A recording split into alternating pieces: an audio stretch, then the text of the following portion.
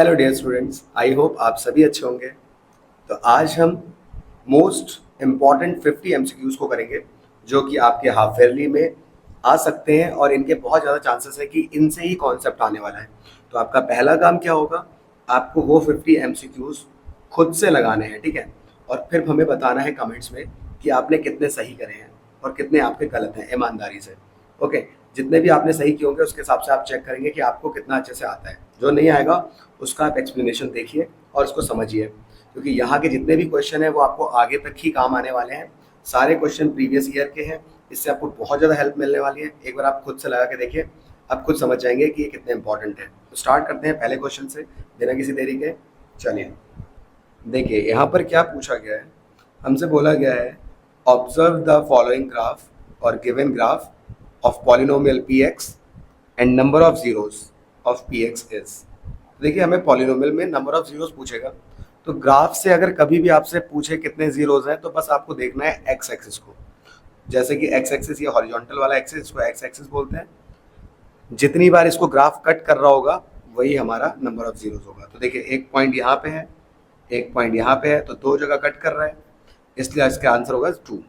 आपको y को नहीं देखना होता है, सिर्फ x को देखना होता है, ठीक है। इससे ज़्यादा जगह कट कर रहा होता तो उतने होते हैं हमारे। नेक्स्ट क्वेश्चन देखिए, हमारे पास क्वेश्चन में दिया है the equation x plus 1/x equal to 3 express as quadratic equation in the form ax square plus bx plus c equal to 0 and find the value of a minus b plus c is.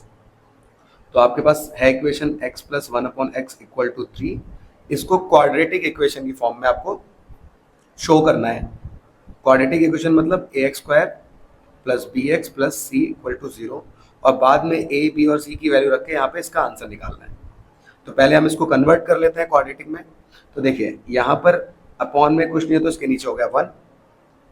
अब आपको 1 और x का LCM लेना पड़ेगा। तो 1 और x का LCM होता है हमारा x। हमको पता है कि कभी भी 1 के साथ कोई नंबर लिखा है तो उसका जो साथ वाला नंबर होता है वही हमारा एलसीएम बन जाता है। ओके, हम डायरेक्टली करते हैं ये सब चीज़ें, बाकी चीज़ें बहुत बेसिक हैं। तो अब इसकी मल्टीप्लाई करेंगे x से, तो इसके अपॉन में बन जाएगा x। डिवाइड किया है तो ऊपर भी मल्टीप्लाई करना पड़ेगा। सिमिलरली यहाँ पर हमें ऑलरेडी x है तो कुछ नहीं चाहिए, मतलब 1, ऊपर भी 1।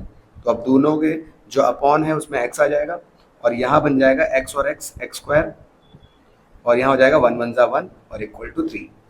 अब डिवाइड का x यहाँ जा सकता है, उसको भेज देंगे तो हो जाएगा 3x। अब हम देखें, पहला वाला टर्म स्क्वायर होता है, बाद में x आता है, तो आपको x स्क्वायर के बाद x चाहिए, तो इधर के x को इधर लेके आएंगे तो साइन प्लस था, यहाँ आके वो बन जाएगा -1 अपनी पोजीशन पे है तो वो +1 रहेगा इक्वल टू 0। तो फर्स्ट जो हमारा काम था क्वाड्रेटिक में कन्वर्ट करना वो हमने कर लिया है। बाकी अब बस हमें सॉल्व करना है जो हमारा क्वेश्चन था। तो हमें वैल्यू निकालनी थी a माइनस बी प्लस सी। अब a की वैल्यू x स्क्वायर का जो कोफिशिएंट होता है वो हमारा a होता है, तो x स्क्वायर के पहले कुछ नहीं लिखा है मतलब 1। अगर कुछ नहीं तो 0 नहीं करना है, 1 होता है, तो इसकी वैल्यू हो गई 1। माइनस b होता है हमारा x के पहले वाला, जहाँ पे आप देख सकते हैं ऊपर, तो b की वैल्यू है -3। तो ध्यान रखेंगे कि ये b का साइन माइनस है तो उसको ब्रैकेट में लिखना, और प्लस c की वैल्यू होती है जो लास्ट वाली है कांस्टेंट वैल्यू, वो हो गई 1। ओके, सॉल्व कर देते हैं। 1 माइनस और माइनस हो जाएगा प्लस, सारे ही नंबर प्लस हैं, ऐड कर लेते हैं। 3 + 1 4, 4 + 1 5, तो 5 जो हमारा ऑप्शन है, ऑप्शन नंबर ए। ओके, काफ़ी ईजिली आप इसको समझ सकते हैं। पहले सिंप्लीफाई करेंगे फिर कंपेयर कर लेंगे। बस ध्यान रखेंगे पोजीशन सही होनी चाहिए जो हमारी इक्वेशन होती है। थर्ड, हमसे पूछा गया है 2 - 5√3 होल स्क्वायर इज, ये कैसा नंबर होगा। तो पहले तो हमें इसको सिंप्लीफाई करना पड़ेगा, मतलब ओपन करना पड़ेगा। अब क्योंकि ये आपका होल स्क्वायर बन रहा है, होल स्क्वायर मतलब कि अंदर जो टर्म है उसका ब्रैकेट के बाहर पावर 2 है, तो यहाँ पर पहले टर्म को हम a बोलते हैं, दूसरे को b बोलते हैं, बीच में माइनस है, तो a माइनस बी का होल स्क्वायर लगेगा। a minus b whole square क्या होता है, a square plus b square minus 2ab। कई बार ये टर्म आपको बीच में भी मिलेगा तो उससे प्रॉब्लम नहीं लेनी, बस ध्यान रखना इसका साइन हमेशा नेगेटिव होता है, तो 2ab का साइन हमेशा नेगेटिव होगा। अब एक एक करके इसको सॉल्व कर देते हैं। तो a की पोजीशन पे 2 लिखा था, 2 ले लिया। b की पोजीशन पे 5√3 था, तो 5√3 ले लेंगे। फिर अगेन यही 2 और 5√3। ध्यान रहे 5√3 से पहले माइनस साइन होता है, तो यहाँ पे माइनस साइन नहीं लिया जाता, कहीं आप यहाँ अंदर माइनस साइन लेने लग गए, क्योंकि ये जो आइडेंटिटी बनी है ऑलरेडी माइनस को लेके बनी है। ठीक है, तो कुछ छोटी छोटी बातें पता होनी चाहिए। जब ऑलरेडी माइनस को लेके आइडेंटिटी कोई दी हो तो कभी भी साइन नहीं लिया जाता। ओके, जैसा अगर आप मान लीजिए आपके पास प्लस की आइडेंटिटी थी और तब इसका साइन नेगेटिव आप यूज करें, तब आप यहाँ साइन लगाएंगे। ओके, चलिए ये चीज़ बाद में देख लेंगे, अभी हम इस पे आते हैं। तो हो जाएगा 4, 5 का स्क्वायर होता है हमारा 25, √3 का स्क्वायर होता है 3, क्योंकि रूट का नंबर जब सेम नंबर मल्टीप्लाई होता है तो बाहर आ जाता है। √3 इंटू √3, ये 3 बन जाएगा, माइनस 2 2 4, 4 5 20। अब 25 3 75 प्लस 4, दोनों को ऐड करेंगे, ये आएगा 79 माइनस 20 √3। ये सॉल्व नहीं हो सकता क्योंकि इसके पास रूट का नंबर है और ये आपका सिंपल एक नेचुरल नंबर है, तो ये दोनों सॉल्व नहीं होंगे, तो ये एक इरेशनल नंबर को शो कर रहे हैं। ओके, तो हमारा ये इरेशनल हो जाएगा बिकॉज इसके पास अल्टीमेटली लास्ट में भी रूट का नंबर मौजूद है। फोर्थ क्वेश्चन पे आते हैं, जीरोस फाइंड करने हैं। क्वाड्रेटिक इक्वेशन हमें दे रखी है, polynomial p x equal to x square minus 3√2x plus 4। हमारे पास दो मेथड होती है सॉल्व करने की, एक होती है हमारे पास मिडिल टर्म स्प्लिटिंग या बोल सकते हैं फैक्टराइजेशन, और एक होती है क्वाड्रेटिक फॉर्मूला। ओके, दोनों ही आपको आने चाहिए। अब क्वाड्रेटिक फॉर्मूला यहाँ पे हम लगाते हैं क्योंकि वो इजी पड़ेगा, डायरेक्टली वैल्यू रखनी है। आप भी ऐसा जब मेंशन ना हो कि कैसे सॉल्व करना है तो आप वही लगाइए। ठीक है, बाकी अगर आप बहुत सिंपल सा इक्वेशन होता तो आप वो लगा लेते, क्योंकि यहाँ रूट था, आपको प्रॉब्लम ना हो तो मैं यहाँ पे क्वाड्रेटिक फॉर्मूला लगा रहा हूँ। बाकी मैं आपको इसको दूसरे मेथड से भी करके दिखा दूंगा। ठीक है, तो देखिए यहाँ पर फॉर्मूला क्या होता है हमारा, क्वाड्रेटिक फॉर्मूला मैं शॉर्ट में लिखूंगा, जिसकी इक्वेशन होती है उसके इक्वल में लिखते हैं, minus b plus minus √b² minus 4ac upon 2a। Okay, ये किसी भी क्वाड्रेटिक इक्वेशन को सॉल्व करने के लिए आप यूज़ कर सकते हैं अगर आपको मेंशन ना हो। ए बी और सी अभी बताया, ए हमारा यहाँ पे हो गया 1, बी हमारा ये वाला पार्ट हो गया और सी हमारा इस पार्ट को बोलेंगे। तो ए हो गया 1, बी हो गया हमारा माइनस 3√2 और सी हो गया 4। रख देते हैं वैल्यूज़। तो बी देखिए एक माइनस इसका है, बी की वैल्यू खुद में माइनस की है, माइनस 3√2 का होल स्क्वायर, 4a, ए है 1 और सी है 4 अपॉन में 2 है, माइनस माइनस प्लस हो गया, यहाँ 3 का स्क्वायर करेंगे तो 9 बनेगा और √2 का स्क्वायर करेंगे तो 2 बनेगा, क्योंकि अभी बताया था सारी बातें। और माइनस अगर देखा जाए इसका स्क्वायर करेंगे तो प्लस बन जाएगा, तो अब साइन रखने की जरूरत है नहीं। माइनस 4 4 16, 1 से आप करेंगे तो सेम आ जाएगा, नीचे आ गया 2, 3√2 प्लस माइनस 9 में से 2 को मल्टीप्लाई करेंगे, मतलब 9 2 18 माइनस 16 अपॉन 2, 3√2 प्लस माइनस 18 में से 16 गया, बचा 2, वो भी रूट में। अब फाइनली हम अपने आंसर पे आ चुके हैं, क्योंकि इसके आगे ये सॉल्व करने के लिए हमें क्या करना पड़ेगा, एक बार प्लस के साथ और एक बार माइनस के साथ देखना होता है, क्योंकि दो रूट आते हैं ना इसलिए। तो पहला सॉल्व करते हैं प्लस के साथ, तो 3√2 प्लस √2 अपॉन 2। अब यहाँ कुछ नहीं है तो 1 हुआ, मतलब तो 3 प्लस 1 कितना हो गया, 4√2 अपॉन 2, 2 से 4 कट गया 2 टाइम्स, तो आंसर आ गया 2√2। ध्यान रहे रूट में अगर कोई नंबर है तो वो तभी ऐड या सब्ट्रैक्ट होगा जब रूट के अंदर सेम नंबर हो। लाइक अगर यहाँ 2 है रूट में तो यहाँ भी √2 होना चाहिए, √5 है तो इधर भी √5 होना चाहिए, और वो भी सिर्फ आगे वाला नंबर सॉल्व होता है।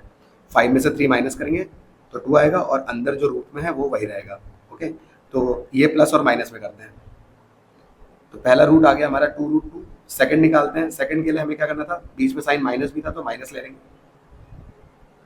अब यहाँ पर 3 में से 1 गया, आ जाएगा 2√2 अपॉन 2, 2 से 2 कैंसिल हो गया 1 टाइम्स, तो आ गया √2। तो एक आया 2√2 और एक आया √2। ऑप्शन देख लेते हैं, 2√2 और √2 हमारा क्या हो गया, बी ऑप्शन। ओके, तो सिंपल सा क्वेश्चन था। क्वाड्रेटिक फॉर्मूला बहुत अच्छे से पढ़ के जाइए, आराम से आप इसको सॉल्व कर लेंगे। नेक्स्ट, फिफ्थ, यहाँ पर हमसे कह रखा है -4, एक जीरो है हमारा, polynomial p x equal to x² minus x minus bracket 2 + 2k, find k। एक सिंपल सा क्वेश्चन आ जाता है कि आपको बोल देता है कि ये इसका जीरो है। ठीक है, जीरो का मतलब होता है वो x की वैल्यू होती है। आप 9th क्लास में भी बहुत सारे क्वेश्चन किए होंगे आपने। जीरो या रूट का मतलब क्या होता है कि जो आपका पॉलिनोमियल है उसको सॉल्व करने पर वो जीरो के इक्वल आ जाता था। जीरोस का मतलब ये होता और वो एक्स की वैल्यू होती थी। ठीक है, तो हम क्या करेंगे, अब जो हमारा पी एक्स है वो एक्चुअल में अब किसके इक्वल हो जाएगा, जीरो के इक्वल हो जाएगा, बिकॉज हमें जीरो दिया हुआ है। बस जब भी जीरो दे या रूट दे आपको जीरो के इक्वल रख देना उसे। तो बस इसको सॉल्व करते हैं। तो हमारा पी एक्स क्या था, x square minus x minus two plus two के इक्वल टू जीरो। एक्स की वैल्यू हमें क्वेश्चन में दे रखी है -4, यहाँ पे रख देते हैं, ये हो जाएगी -4। अब -4 का स्क्वायर हो गया 16 और माइनस पे हो जाएगा प्लस, इधर भी माइनस माइनस हो जाएगा प्लस, अंदर सॉल्व करेंगे माइनस प्लस माइनस क्योंकि यहाँ प्लस होता है, और यहाँ भी माइनस प्लस हो जाएगा माइनस। ओके, अब 16 और 4 हो गया हमारा 20, -2 के इक्वल टू 0, प्लस 20 और -2 हो गया 18। अब माइनस का 2 के इधर ले जाइए तो ये प्लस का 2 के बन जाएगा, 2 मल्टीप्लाई से डिवाइड में आएगा, तो 18 के जब डिवाइड में लिखेंगे 2 को तो ये वैल्यू आ जाएगी 9। तो इसका आंसर हो गया 9।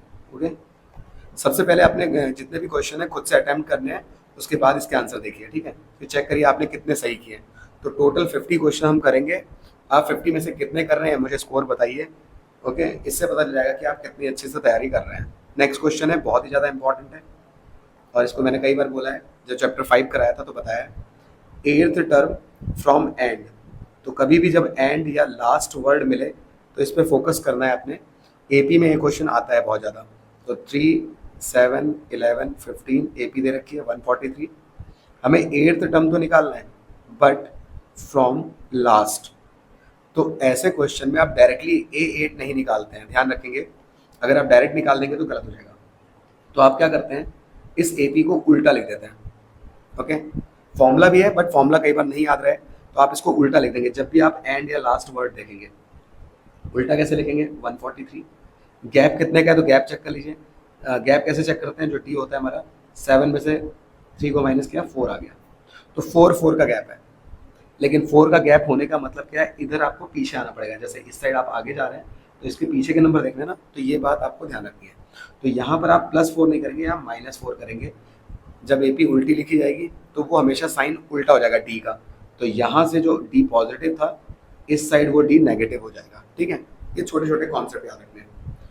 तो 143 में 4 को माइनस करेंगे आएगा 139, देन फिर से माइनस करेंगे तो आ जाएगा 135 एंड सो ऑन। इसमें आपको लास्ट नंबर नहीं लिखना होता है। ओके, तो आप कॉन्सेप्ट समझ गए होंगे। अब आपकी मेन एपी ये है, तो ए की वैल्यू होगी 143। डी ध्यान रखेंगे, जो डी अभी यहाँ बढ़ रहा था उल्टा लिखने के बाद देखिए अब ये घट रहा है, तो वो डी का साइन हमेशा चेंज करेंगे। ठीक है, अगर पॉजिटिव है तो नेगेटिव बन जाएगा और नेगेटिव है तो पॉजिटिव बन जाएगा। नाउ हमें अब जो निकालना था 8th टर्म, अब आराम से निकाल देते हैं। A8 जो कि ओपन होता है A+7D में। तो A की वैल्यू 143, D की वैल्यू -4, 143 प्लस माइनस माइनस और 7 की 4 से मल्टीप्लाई कराएंगे 28। तो 143 में से 28 को माइनस करते हैं, तो 143 और 28 को माइनस किया तो यहाँ से बोरो लिया, 13 में से 8 गया 5, यहाँ बचा 3, 3 में से 2 गया 1 और आगे आपका है यहाँ पर 1, तो 115 आपका आंसर आ जाएगा। ये ऑप्शन नंबर सी है। ठीक है, तो इस कॉन्सेप्ट को ध्यान रखें, बहुत इंपॉर्टेंट क्वेश्चन होता है ये। नेक्स्ट, जरूरी नहीं है एमसीक्यू में आए, ये 2 मार्क्स के क्वेश्चन में भी आ सकते हैं। तो सभी क्वेश्चन को अच्छे से करके जाइए, इससे आपका बहुत ज़्यादा हेल्प मिलने वाली है। ओके, नेक्स्ट है आपका ट्राइंगल से। देखिए, ट्राइंगल की एक थ्योरम होती है, थेल्स थ्योरम। वो क्या होती है कि जैसे हमारा कोई ट्राइंगल है, अगर उसके किसी भी साइड के पैरेलल लाइन ड्रॉ कर दी जाए, तो जैसे मान लीजिए BC के पैरेलल में हमने डी ड्रॉ करी है, तो वो जो अदर 2 साइड्स हैं उनको सेम रेशियो में डिवाइड करती है। कहने का मतलब क्या है, अगर क्वेश्चन में आपको ये गिवन है DE BC के पैरेलल है, ये आपको गिवन दे दिया, तो आपका जो AD/DB है इसका रेशियो बराबर आ जाएगा AE/EC के साथ। ओके, तो ये पॉइंट आपको ध्यान रखना है और इस थ्योरम को बोलते हैं थेल्स या BPT थ्योरम। ओके, अब इसका MCQ आता है हर बार, तो इसको देखते हैं। तो देखिए, आपको यहाँ बोल रखा है ABC एक ट्राइंगल है, DE और BC पैरेलल है और सारी वैल्यूज दे रखी हैं। यहाँ पर हमें x की वैल्यू फाइंड करनी है। तो क्वेश्चन में हमें DE पैरेलल दे रखा है, तो ये साइन जो होता है ना सिंगल एरो, ये पैरेलल को ही दिखाता है। अब अभी हमने बताया था कि अगर डी पैरेलल हो बीसी के, जो कि गिवन है, तो बाय बीपीटी या थेल्स थ्योरम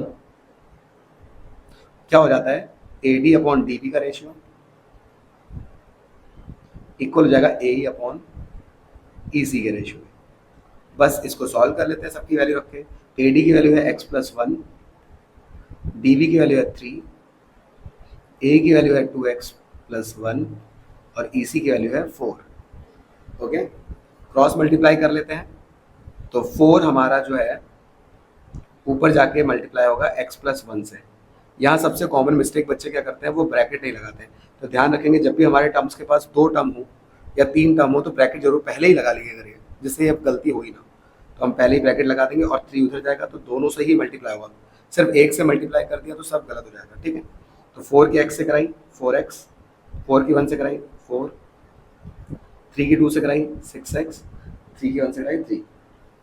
x वाला टर्म x के पास ले जाते हैं और नंबर के पास, तो ये छोटा नंबर है तो इसको इधर ले जाते हैं। 6 को भी ला सकते हैं, कोई प्रॉब्लम नहीं है, बट क्योंकि ये पॉजिटिव उधर जाके नेगेटिव हो जाएगा तो सॉल्व कर लेंगे। और 3 को यहाँ ले आते हैं, तो 4 तो ऑलरेडी प्लस में था, 3 इधर आके -3 हो जाएगा। ओके, बस साइन का ध्यान रखना है, आप जिसको भी लेके जाए साइन ध्यान रखें। अगर मैं 6 लाता तो 6 का साइन माइनस होता। ओके, बाद में साइन कैंसिल होता है, वो बाकी आप जानते हैं। तो ये हो जाएगा 2x, यहाँ हो जाएगा 1, मल्टीप्लाई का 2 डिवाइड में आ जाएगा, तो x की वैल्यू हो जाएगी 1/2, जो कि आपका ऑप्शन नंबर बी है। ओके, थेल्स थ्योरम बहुत अच्छे से पढ़ के जाइएगा, एटलीस्ट ये फॉर्मूला तो याद रखिए एमसीक्यू के लिए। नेक्स्ट पे आ जाते हैं। अगेन एक बहुत इंपॉर्टेंट क्वेश्चन है, 29x + 37y = 103, 37x 29y = 95। यहाँ पे आपको 2 लीनियर इक्वेशन दे रखी हैं 2 वेरिएबल में, आपसे x और y की वैल्यू पूछे कौन सी होगी, ठीक है। तो हमारे पास 2 मेथड थी लीनियर इक्वेशन को सॉल्व करने की, एक थी सब्स्टिट्यूशन, एक थी एलिमिनेशन। पर वो हम तब लगा रहे थे जब बेसिक से क्वेश्चन होते थे, ठीक है, छोटे नंबर होते थे। बट यहाँ पर आपको एक लॉजिक ध्यान रखना है। वो लॉजिक क्या है, आपको इसको क्रॉस नंबर चेक कर लेना है। जैसे ये 29 है, ये 29 है, तो क्रॉस में नंबर सेम होने चाहिए। इधर x का कोफिशिएंट इसके y के जैसा दिखना चाहिए और ऊपर वाले y का कोफिशिएंट इसके x के जैसा दिखना चाहिए। देख रहे होगा आप, 37 इधर भी है, नीचे भी 37 है। ध्यान रखना क्रॉस में नंबर सेम होने चाहिए। ओके, और अगर ऐसा है तो आप बस जो आगे हम करेंगे उसको अप्लाई कर देंगे, ठीक है। क्या करेंगे, तो अगर ऐसा आपको क्वेश्चन मिलता है कि ये नंबर और ये नंबर सेम है और इधर वाले नंबर सेम है, दोनों तरफ होने चाहिए, ठीक है, तो आप क्या करेंगे, एक बार ऐड करेंगे इक्वेशंस को और एक बार सबट्रैक्ट कर देंगे।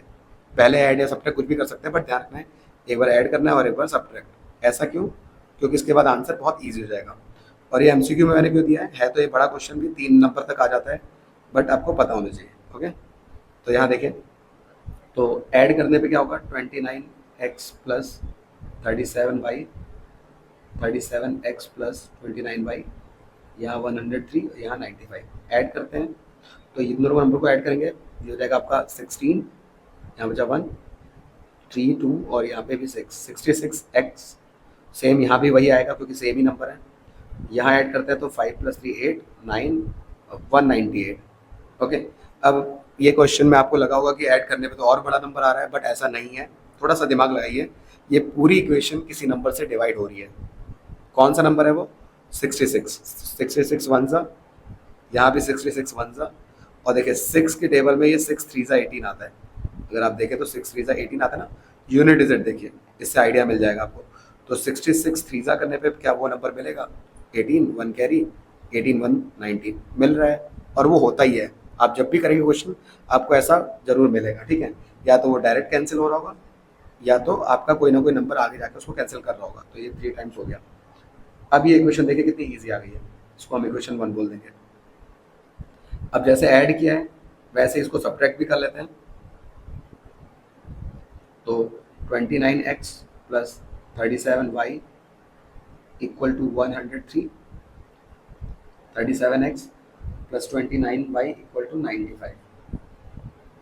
सब्ट्रैक्ट करेंगे तो सब्ट्रैक्ट का रूल आपको पता है, जिसके पास कोई साइन नहीं है उसको पहले पॉजिटिव दे दिया करिए, बाद में सबके नीचे नेगेटिव लगाइए, ठीक है।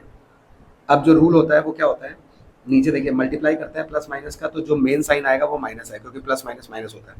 आपको ये साइन भूल जाने हैं। अगेन प्लस माइनस क्या हो जाएगा, माइनस, ये भूल जाना है। यहाँ भी प्लस माइनस माइनस।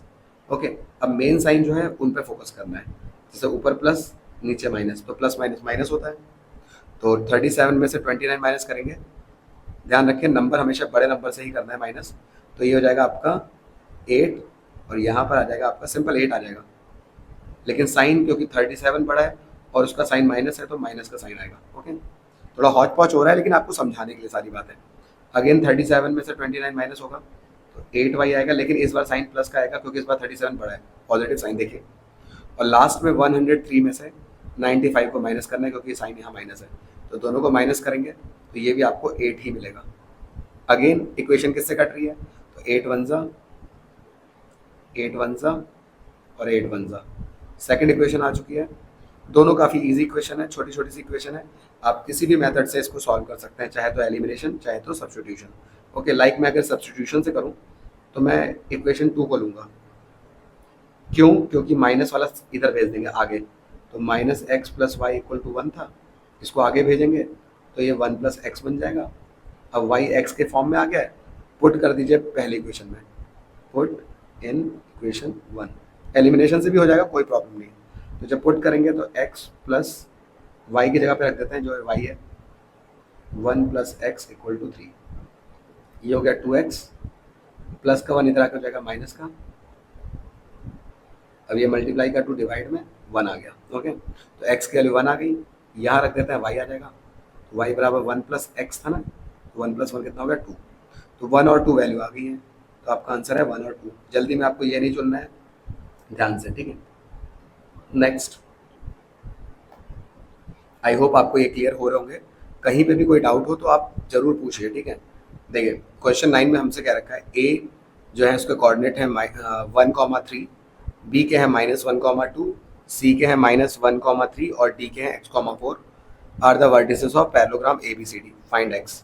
एक्चुअली मैंने इस वाले पार्ट को चेंज किया है। रीज़न क्या है कि जब आप इसको क्वेश्चन को करेंगे, जो आपको नेट पे दिखाई देगा या कहीं मिलेगा, तो यहाँ वाली वैल्यू जब आप रख रहे हैं तो वो सेटिस्फाई नहीं कर रही थी, ठीक है। आंसर आ जाता है लेकिन वो चीज़ मुझे क्वेश्चन में गलत लगता है, इसलिए मैंने इसको चेंज कर दिया है। बट कॉन्सेप्ट आपको ध्यान रखना है यहाँ पे। ओके, सो पहले हम एक पैरेललोग्राम फॉर्म करते हैं। पैरेललोग्राम आप सभी जानते हैं, इसके आमने सामने की साइड पैरेलल होती है और इक्वल होती है। और ध्यान रहे सीक्वेंस में होना चाहिए, जैसे कि अगर आप इधर से जा रहे हैं तो ABCD, या फिर अगर इधर से आ रहे हैं तो ऐसे क्लॉकवाइज या एंटी क्लॉकवाइज होनी चाहिए। ऐसा नहीं करना है कि इधर A है, मतलब इस साइड A है, यहाँ B है तो यहाँ C यहाँ D, तो कोई भी सीक्वेंस नहीं। आपको एक बिल्कुल स्टार्ट से सही से उसको करना है, ठीक है। आ जाते हैं आगे, सबके कोऑर्डिनेट लिख देते हैं। A के हैं 1,3, B है आपका -1,2, C है -1,3 और D है आपका x,4। पैरेललोग्राम के लिए बस आपको एक कॉन्सेप्ट याद रखना है और इसी को अप्लाई कर देना है, आपका आंसर आ जाएगा। क्या है वो, कोऑर्डिनेट ज्योमेट्री में आता है क्वेश्चन, आप अपने बुक में भी देख सकते हैं, एक एग्जांपल भी है और एक क्वेश्चन भी है, ठीक है। तो इसके जो डायगोनल्स होते हैं, डायगोनल मतलब ये अपोजिट वाले जो जोड़ते हैं, AC और BD को जो जोड़ रहे हैं लाइन, वो डायगोनल होती है, तो वो एक दूसरे को बाइसेक्ट करते हैं। बाइसेक्ट मतलब जो आपका यहाँ पे O मान लेते हैं, DO इक्वल टू हमारा OB हो जाएगा और AO इक्वल टू हमारा OC हो जाएगा। तो जो डायगोनल्स होते हैं वो क्या करते हैं, बाइसेक्ट करते हैं एक दूसरे को, ठीक है। ये पॉइंट याद रखना है। और बाइसेक्ट की जहाँ बात आती है वहाँ पे हमारा मिड पॉइंट लग जाता है, मिडल टर्म हम इसको कट कर देते हैं। जैसे AC है, A और C है ना, उसको O कट कर रहा है, तो A के पॉइंट क्या है 1,3 और B के पॉइंट C के पॉइंट क्या है -1,3। आप ऊपर देखिए यहाँ पे, और जो पॉइंट कट करता है वो हम सभी जानते हैं, इसको x और y बोलते हैं। और यहाँ हम लगाएंगे मिड पॉइंट। तो जब भी आपको पैरेललोग्राम दिखाई दे आपको ये लगा देना है। और मिड पॉइंट पे क्या होता है, x और y के जो फॉर्मूले होते हैं वो होते हैं x1 प्लस x2/2, y का होता है y1 plus y2/2। Okay, so hope आपको समझ में आया हो। और ऐसे ही b और d के लिए भी आप यही यूज़ करेंगे। तो जब आप b और d को लेंगे तो b का पॉइंट होगा -1,2 और इसका D का पॉइंट होगा x,4 और यहाँ भी आप इसी तरीके से इसको यूज़ कर लेंगे मिड पॉइंट को, ठीक है। क्या है आपका x,4। अब क्या करते हैं हम, इसको x1 y1 बोलते हैं, ये x2 y2 है, बीच में आपका x और y है, यहाँ भी x1 y1 x2 y2, ठीक है। ये वैल्यू मैं डायरेक्ट यूज करूंगा इसलिए मैंने ऐसे लिख दिया पहले। नाउ अब AC की साइड से निकालना है, पहले AC की साइड से x और y की वैल्यू ब्रैकेट में ही सॉल्व करेंगे क्योंकि दोनों कंपेयर हो जाएंगे, और ऐसे ही BD की तरफ से हम सॉल्व करेंगे। तो x1 plus x2 upon two, AC की साइड से x1 plus x2 upon two, तो 1 प्लस x2 है -1 upon two, comma second coordinate है y के लिए, तो y1 plus y2 upon two, तो 3 plus 3, 3 plus 3 upon, okay. I hope इतना क्लियर हुआ होगा। आगे भी इसको सॉल्व कर देते हैं, फिर BD को सॉल्व करते हैं। आगे देखिए 1 प्लस माइनस माइनस 3, 3 हो गया 6, 1 माइनस 1 होता है 0, तो ये जाएगा 0/2, और 2 से 6 कट गया 3 टाइम्स, तो ये 0/2 हो गया 0,3। तो जो AC की साइड से कोऑर्डिनेट आए हैं आपके ये O के, वो आ चुके हैं हमारे 0,3। सेम BD के लिए भी सॉल्व करते हैं, तो BD के लिए क्या हो जाएगा, यहीं साइड में देख लेते हैं हम, वो हो जाएगा आपका x1 है -1 और x2 है x, तो -1 plus x upon 2, comma y2 के लिए 2 प्लस 4 अपॉन 2, ओके। अब यहाँ देखिए -1 प्लस x तो सॉल्व होगा नहीं क्योंकि इसका x है, 2 प्लस 4 हो गया 6, कट के आ गया 3। एक्चुअल में जो मैंने बताया ना आपको वो क्वेश्चन गलत था, तो यहाँ पे 3 एक जगह 3 आ रहा था, एक जगह 4 आ रहा था, तो ये गलत हो रहा था, जबकि कंपेयर करने पे सेम नंबर आना चाहिए, ओके, जो भी आपका गिवन है। और ये तो अननोन है, तो चलो कोई बात नहीं, इधर 0 है, इधर ये, ओके। तो अब होता क्या है, लास्ट में आपको क्या करना होता है, मैं इसको यहाँ पे रब करता हूँ, हमारा मेन पॉइंट तो पता ही चल चुका है। तो बस AC का जो x है और जो BD का x और y आया है उनको कंपेयर कर लेना है, क्योंकि AC की साइड से भी देखो यहीं पे x y आएगा और BD की साइड से भी x y यहीं आएगा, तो बस इनको कंपेयर करना होता है। किसको किसको, y तो सीधे सीधे y से कंपेयर होकर 3 दे रहा है, लेकिन x वाली वैल्यू x से कंपेयर हो रही है, तो x की वैल्यू क्या थी हमारी 0, कंपेयर मतलब इक्वल रखना है, -1 प्लस x अपॉन 2 से कंपेयर होगा, 2 डिवाइड से यहाँ जाएगा तो मल्टीप्लाई होगा 0 से, ये आपका 0 हो गया, -1 इधर आके +1 हो गया, तो x की वैल्यू +1 आ गई, ओके। इसीलिए ऑप्शन यहाँ पे सेटिस्फाई नहीं हो रहा है, बट एक ऑप्शन इसका कोई भी होगा तो इसको 1 याद रखेंगे, तो वो ऑप्शन 1 होगा, ओके। ना मैंने क्वेश्चन चेंज किया इसलिए इसका ऑप्शन इसमें नहीं है, तो आपको ध्यान रखना है, बाकी आपको अप्लाई यही करना है। नेक्स्ट देखते हैं।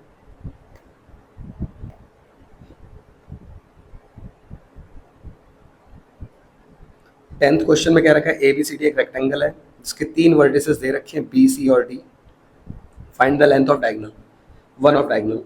तो ABCD एक रेक्टेंगल है, A, B, C और D। A हमको बताया नहीं है, लेकिन यहाँ पे B दे रखा है 4, 0, C है आपका 4, 3 और D है 0,3। एक डायगोनल की वैल्यू बतानी है। डायगोनल का मतलब या तो आप इसकी बताएं या तो इसकी बताएं, लेकिन अब एक बतानी है, तो अगर आप AC की साइड से जाएंगे तो A के तो पॉइंट आपको दे ही नहीं रखे हैं, तो आप इसको सॉल्व नहीं कर पाएंगे, तो आपको सॉल्व करना पड़ेगा BD की साइड से, क्योंकि दोनों के आपको कोऑर्डिनेट पता है, B के भी और D के भी। तो B के पॉइंट हो गया x1 y1, ये जाएगा x2 y2। बस डायगोनल मतलब इसकी लेंथ बतानी है BD की, तो डिस्टेंस फॉर्मूला लगा देंगे। क्या होता है हमारा, x2 minus x1 whole square plus y2 minus y1 whole square. x2 है हमारा 0 माइनस x1 है 4 होल स्क्वायर, y2 है 3 माइनस y1 है 0 होल स्क्वायर। अब 0 माइनस 4 होता है -4 और 3 माइनस 0 होता है 3, 4 का स्क्वायर होगा 16, माइनस का प्लस बन जाएगा और 3 का स्क्वायर होगा 9, दोनों को ऐड करेंगे तो 25 मिलेगा। 25 हमारा होता है 5 का, ओके, तो हमारा आंसर हो जाएगा 5। काफ़ी सिंपल क्वेश्चन था, बस ध्यान रखना है जो वर्टिसेस दे रखे हैं उसी से डायगोनल आपको जोड़ना है और उसी के अकॉर्डिंग निकालना है, जो नहीं दिया है उससे आपको ज़्यादा नहीं टेंशन लेनी है। 11th क्वेश्चन फिर से बहुत ही इंपॉर्टेंट क्वेश्चन है। देखिए यहाँ पे क्या रखा है, sum of first n terms of AP is given by, तो SN बराबर दे रखा है n/2 3n + 1। आपको यहाँ पर फर्स्ट टर्म निकालना है। अब फर्स्ट टर्म कैसे निकलता है, तो देखिए पहले तो आपको पता होना चाहिए कि कोई भी AP में सम का मतलब होता है जितने भी टर्म है उनको ऐड करना। तो पहले आप S1 निकालेंगे, S1 मतलब n की जगह पे 1 रख के, 3 × 1 + 1, 1/2, 3 × 1 = 3 + 1 4, 2 से कट गए, 2 टाइम्स 2 और 1 की मल्टीप्लाई करी तो 2 आ गया। अब एक बात ध्यान रखिए, मैंने आपको जब एपी चैप्टर कराया है तो वहाँ पे मैंने आपको एक पॉइंट बताया, जो S1 होता है वही हमारा A1 होता है। इस पॉइंट को हमेशा याद रखिएगा। रीज़न क्या है, क्योंकि एक टर्म अगर मान लीजिए एक एपी में एक टर्म है तो उसको ही आप A1 बोलोगे, और सम बोलने के लिए बोलेगा तो उसी को आप S1 बोलोगे। ओके, लेकिन अगर एक एपी में 2 टर्म है, 2 के साथ 4 भी है, तो ये तो A1 हुआ, ये तो A2 हुआ, और मैंने बोला इसको ही S1 बोलेंगे। लेकिन जब हमसे कोई S2 बोलेगा तो ये 2 टर्म का सम मांगेगा, तो वो A1 प्लस A2 होता है। ओके, ये पॉइंट आपको ध्यान रखना है। तो जैसे यहाँ पे S1 आया आपका 2, तो S1 को ही A1 बोलते हैं, तो ये भी आपका 2 होगा, तो ऑप्शन में 2 है। अब जैसा कि मैंने अभी बताया, डी निकालने के लिए आ जाता है कई बार डिफरेंस। तो डिफरेंस कब निकलेगा, जब आप A2 निकालेंगे, या A2 निकालने के लिए आता है तो A2 आपका S2 नहीं होता। A2 कैसे निकलता है, पहले आप S2 निकालते हैं, फिर आप क्या करते हैं, S2 का फॉर्मूला लगाते हैं। S2 का क्या होता है, A1 प्लस A2, तो जो आपका S2 की वैल्यू आई थी और A1 की वैल्यू थी, इनको माइनस करते हैं, तब आपका आता है। ठीक है, मैंने आप ऑलरेडी समझा रखा है चैप्टर जब कराया है, आप उसका एक्सप्लेनेशन देख लीजिए। ठीक है, नेक्स्ट देखते हैं 12th। यहाँ पे है आपका tangent BC makes an angle x degree with the chord AB of circle centred at O। AOB की वैल्यू 100 दे रखी है, मतलब यहाँ पे आपको 100 दे रखा है। फाइंड करना है x। टेंजेंट हमें पता है कि सर्कल जो होता है ये आपका रेडियस है, एक पॉइंट पे टच करने वाली टेंजेंट होती है। तो टेंजेंट और रेडियस के बीच में 90 का एंगल बनता है, बस आपको इतनी बात ध्यान रखनी है। अब x की वैल्यू तो हम बाद में निकाल पाएंगे, यहाँ पे ध्यान रखना हमें, यहाँ पे 90 बनेगा ये टोटल। अब टोटल के लिए हम क्या करेंगे, पहले हम इतने एंगल को निकाल लेते हैं। ठीक है, ओके, अब ये रेडियस है, OA और OB हमारे रेडियाएं हैं सेम सर्कल के। तो एक ही सर्कल के जब कोई रेडियस होते हैं, जैसे ये रेडियस है आपके, तो आपके अपोजिट एंगल सेम होते हैं आइसोस्केलेस ट्रायंगल के अकॉर्डिंग। ठीक है, तो आपका जितना एंगल ये होगा इतना एंगल ये होगा, तो इसको x और x मान लेते हैं। यहाँ 100 दिया ही है, एंगल सम प्रॉपर्टी लगा देते हैं। तो ध्यान रखेंगे, अगर आपको ऐसा कोई क्वेश्चन आया तो यहाँ पर जो एंगल होगा वही एंगल यहाँ होगा, क्योंकि रेडियस बराबर है। ओके, तो isosceles triangle, angle opposite to equal sides are equal, ये आपको लाइन पता होनी चाहिए। तो ऐड करते हैं 100 प्लस एक्स इक्वल टू 180, तीनों एंगल का सम 180 होता है, माइनस हुआ, यहाँ हो गया 2x, आपका आ गया 80, 2 से कट जाएगा 40 टाइम्स, तो x की वैल्यू आ गई 40। अब अगर आप यहाँ पे x की, मतलब x बोल रहा हूँ मैंने x ले लिया गलती से, क्योंकि x तो हमारे क्वेश्चन में ही था, इसको हम a बोल देते हैं। ठीक है, यहाँ पे हम इसको a बोल के चलेंगे। a की वैल्यू आ गई आपकी 40, इतना पार्ट को हमने a माना था। ठीक है, तो ये आपका 40 आ गया। अब अभी मैंने बताया कि जो टेंजेंट है, टेंजेंट और रेडियस, ये टेंजेंट हो गई हमारी और ये हमारा रेडियस हो गया, इनके बीच में 90 का एंगल बनता है। ठीक है, तो थ्योरम हमारी जो 10.1 है उसमें ये था। तो ये ए पार्ट प्लस एक्स पार्ट, ए और एक्स मिला के कितना बनाते हैं, 90 बनाते हैं अकॉर्डिंग टू थ्योरम 10.1। तो अब बस ए की वैल्यू रख देते हैं, 40 plus x equal to 90, plus 40 इधर गया तो माइनस हो जाएगा, ये आ जाएगा 50, तो 50 डिग्री आपका आंसर हो जाएगा। ओके, तो सिंपली जब मैं इसको सॉल्व कर रहा हूँ तो मैं आपको एक्सप्लेन कर रहा हूँ, बट जब आप इसको सॉल्व खुद से करेंगे तो बहुत जल्दी जल्दी इसको सॉल्व कर पाएंगे। नेक्स्ट 20 टर्म निकालना है इस ए पी का, यहाँ कुछ भी एंड नहीं बोला है, तो डायरेक्टली A20 निकालेंगे। A20 क्या होता है, A प्लस 19D। ए आपका पहली वैल्यू को बोलते हैं, तो ए आपका है 10√2, डी आपका इन दोनों को माइनस करके निकलता है, तो 6√2 में से माइनस कर देंगे 10√2। तो नंबर और नंबर ही सॉल्व होते हैं, क्योंकि अगर रूट का नंबर सेम है तभी ऐड और सब्ट्रैक्ट होता है, और रूट का नंबर सेम है। तो 10 में से 6 गया आया 4, साइन है 10 का बड़ा तो माइनस का, ये आ गया डी। ये भी घट रही है, देखिए 10 से नीचे जा रहा है इसलिए माइनस में आया। अब वैल्यू रखते हैं इसमें। ठीक है, इसमें क्या है, ए है आपका 10√2 प्लस 19, और डी की वैल्यू अभी हमने निकाली 4√2। 10√2 प्लस माइनस माइनस, 19 की 4 से मल्टीप्लाई करी, 19 4 का होता है 76। अब देखिए ये प्लस है ये माइनस है, रूट के अंदर सेम नंबर है, सॉल्व हो जाएगा। तो 10 में से 76 को अगर माइनस करेंगे, मतलब 76 में से 10 को माइनस करेंगे तो आएगा 66। साइन इसका बड़ा है, ये आ जाएगा हमारा -66 और √2, तो -66 √2 हमारा है option number C. Okay, simple सा क्वेश्चन था। नेक्स्ट यहाँ लिखा है sec theta minus tan theta equal to 2। फाइंड करना है sec theta plus tan theta. ये क्वेश्चन बहुत ज़्यादा आता है, ये हमारा ट्रिग्नोमेट्री से लिया मैंने। आइडेंटिटी बस आपको ध्यान रखनी है, 3 आइडेंटिटी होती हैं। पहली होती है sine square theta plus cos square theta equal to 1।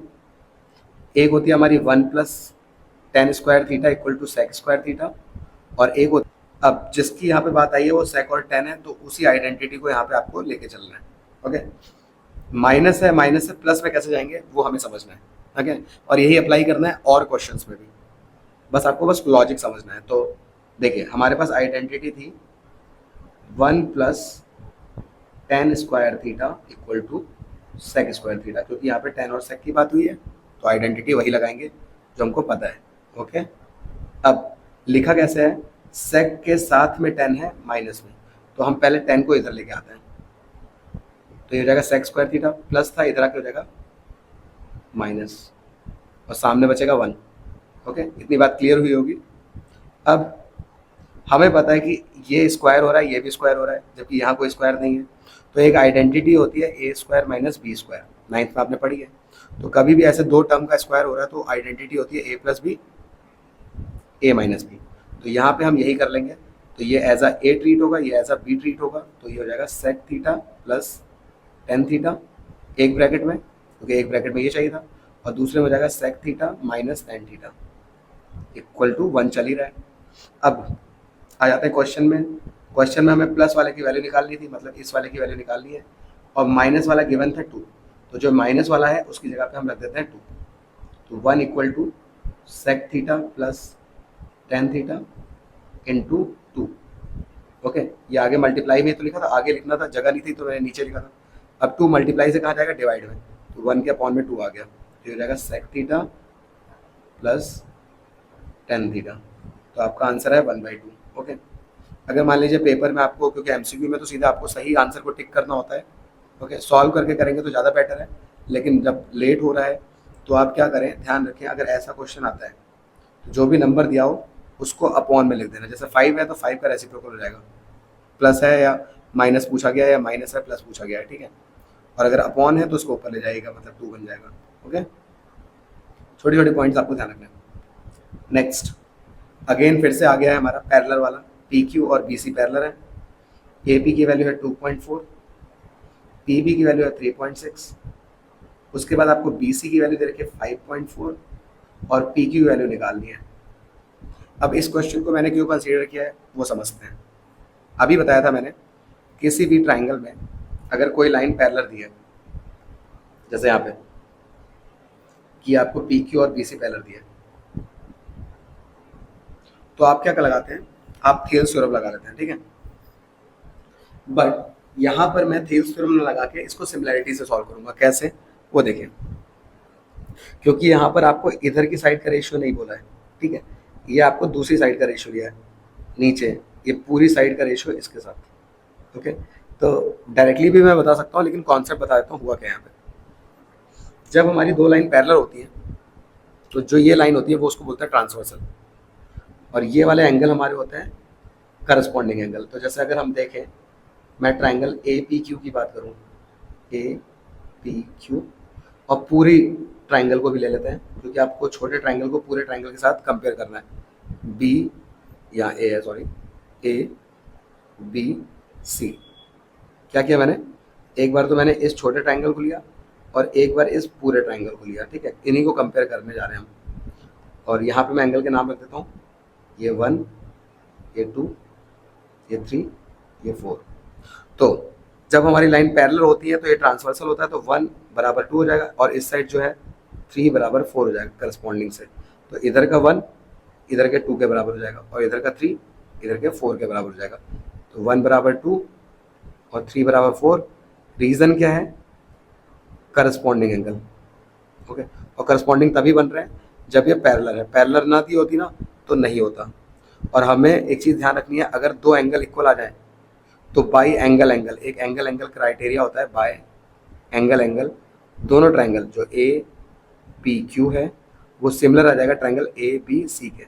और एक बार जब दो ट्राइंगल सिमिलर आ जाते हैं तो सारी साइड्स का हम रेशियो ले सकते हैं। तो इसी वजह से मैंने ये पूरा पॉइंट किया है यहाँ पे, ठीक है। सारी साइड का रेशियो क्या है, जैसे कहने का मतलब क्या, जो आपको चाहिए क्वेश्चन में, जैसे आपके पास AP है तो आप AP के साथ कौन सी साइड का रेशियो लेंगे, AB इक्वल टू, एक साइड आपको नीचे वाली चाहिए। देखिए आपको यहाँ पे PQ और की बात हो रही है ना, तो PQ के साथ BC का रेशियो ले लेंगे। और इधर के बारे में कुछ नहीं बोला है तो इनको नहीं लेना है, बस ध्यान रखें। अब बस इसको सॉल्व करते हैं। तो AP की वैल्यू देखिए 2.4। अब यहाँ पे एक बहुत इंपॉर्टेंट चीज़ है, आपको यहाँ AB दिया है 3.6, जबकि आपको AB पूरा चाहिए क्योंकि आप छोटे ट्रायंगल के साथ पूरे को कंपेयर कर रहे हैं। तो ये हो जाएगा आपका 2.4 में ऐड करके 3.6। ओके, छोटे छोटे पॉइंट्स। तो 6 में 4 ऐड करेंगे 10, 3 में 2 ऐड किया 5 और एक 6, तो ये हो जाएगा 6। मैं इसको हटा देता हूँ, ये आ जाएगा आपका 6। ओके, और PQ की वैल्यू हमारी है सॉल्व करनी है, और BC की वैल्यू क्वेश्चन में देखिए 5.4। डिवाइड से 5.4 ऊपर जाएगा, मल्टीप्लाई में 6। अब पॉइंट हटा भी सकते हैं वरना आप इसको सॉल्व कर लिए, 6 से कटता है ये। इसको भी सेकंड वाले नंबर को भी कट कर सकते हैं, इसको भी कर देते हैं। 6 4 24, क्योंकि 2 छोटा है तो 0.4। अब 0.4 और 5.4 की मल्टीप्लाई कर लीजिए, आपका आंसर आ जाएगा। ओके, तो सॉल्व करते हैं। 4 4 जा 16, 4 5 जा 20 प्लस 1 21। यहाँ पर आपका क्योंकि पॉइंट कहाँ है, एक और यहाँ पे दो नंबर के बाद आपका पॉइंट लग जाएगा, तो ये जाएगा 2.16। तो फाइनली हमारा आंसर आ गया 2.16। आप यहाँ पे बस एक बात ध्यान रखिए, कभी भी नीचे से साइड आ जाए ऐसे, मैं डायरेक्टली बता देता हूँ, डायरेक्ट चीज़ें याद रहती है ना तो सही रहता है MCQs के लिए। जैसे ABC यहाँ दिया था PQ, तो हमें दिया था ऐसे दिया, बट नीचे वाली साइड से पूछ लिया। तो जब आप पूरी साइड लेंगे तो आप ध्यान रखेंगे छोटी साइड के साथ पूरी साइड, और इस तरीके से इस साइड के साथ ये साइड। ओके, यही रेशियो ले लेना, डायरेक्ट भी ले लोगे तो ये चल जाएगा, बट पढ़ लेना, कॉन्सेप्ट पता होना चाहिए, इसलिए बता दिया। ठीक है, नेक्स्ट अगेन आपका ट्रिग्नोमेट्री का आ गया। f√2 sine theta equal to 1, find करना है cot theta into cosec theta, इसकी वैल्यू फाइंड करनी है। तो काफ़ी आसानी से इसको सॉल्व कर सकते हैं हम। देखिए बहुत सारे तरीके हैं इसको करने के, जिसको जैसे करना है वो कर सकता है। मैं यहाँ पे क्या करूँगा, सिंपली मैं इसकी वैल्यू जो मल्टीप्लाई में है वो जाएगी डिवाइड में, तो ये हो जाएगा sine theta equal to 1/√2। Okay, बाकी आप इसके बाद एक ट्राइंगल बना के, राइट ट्राइंगल बना के, ऊपर वैल्यू परपेंडिकुलर होती है, नीचे हाइपोटेनस होती है, तो यहाँ परपेंडिकुलर और हाइपोटेनस को रख लीजिए, थीटा यहाँ रख के सॉल्व करके ये बेस निकाल लीजिए और यहाँ रख दीजिए। वरना दूसरा काम एक और है, एंगल आपको याद होने चाहिए। तो 1/√2 किसकी वैल्यू होती है, साइन में, तो साइन में वो होती है हमारी साइन 45 की वैल्यू। ओके, तो साइन में साइन 45 की वैल्यू होती है 1/√2। साइन से साइन कट गया, थीटा की वैल्यू मिल गई कंपेयर करने पे 45। बस आप यहाँ पर क्या होगा, आपको राइट एंगल नहीं बनाना पड़ेगा, सीधे यहाँ वैल्यू रखनी है। तो कॉट थीटा के यहाँ पे 45 थीटा था इंटू कॉसेक 45, तो कॉट 45 इंटू कॉसेक 45। अब बस सॉल्व कर देते हैं। कॉट 45 कितना होता है, तो कॉट 10 का उल्टा होता है, तो 10 45 होता है 1, 1 का उल्टा करोगे तो 1 ही मिलेगा। कॉसेक 45 साइन 45 का उल्टा होता है, साइन 45 अभी हमने देखा था 1/√2 था, तो इसका उल्टा मतलब इसका रेसिप्रोकल, ये हो जाएगा √2/1, तो ये जाएगा √2, तो √2 1 जा कितना आ गया, √2। Answer C। ओके, बाकी नेक्स्ट क्वेश्चन बहुत इंपॉर्टेंट है ये। If the system of equation 3x + 2y = 4 and 4ax plus bracket a + by = 16 has infinitely many solution, then कौन सा रिलेशन यहाँ पे सेटिस्फाई करेगा। तीन कंडीशन होती है हमारी, तीनों कंडीशंस के बारे में हमने बहुत सारे क्वेश्चन किए पहले। देखिए तीनों कंडीशन क्या क्या होती है, एक एक करके डिस्कस भी कर लेते हैं, आगे के लिए भी सही है। पहली कंडीशन होती है हमारी a1/a2 not equal to b1/b2, जिसको हम बोलते हैं इंटरसेक्टिंग लाइन, और इस पे हमारे यूनिक सॉल्यूशन होते हैं। ओके, यूनिक सॉल्यूशन होते हैं और इसको कंसिस्टेंट के नाम से भी जानते हैं। एक ही सॉल्यूशन मिलेगा आपको यहाँ पे, वो कंसिस्टेंट होगा। एक और कंडीशन होती है हमारी, वो होती है a1/a2 इक्वल टू होता है b1/b2 के, but not equal to c1/c2।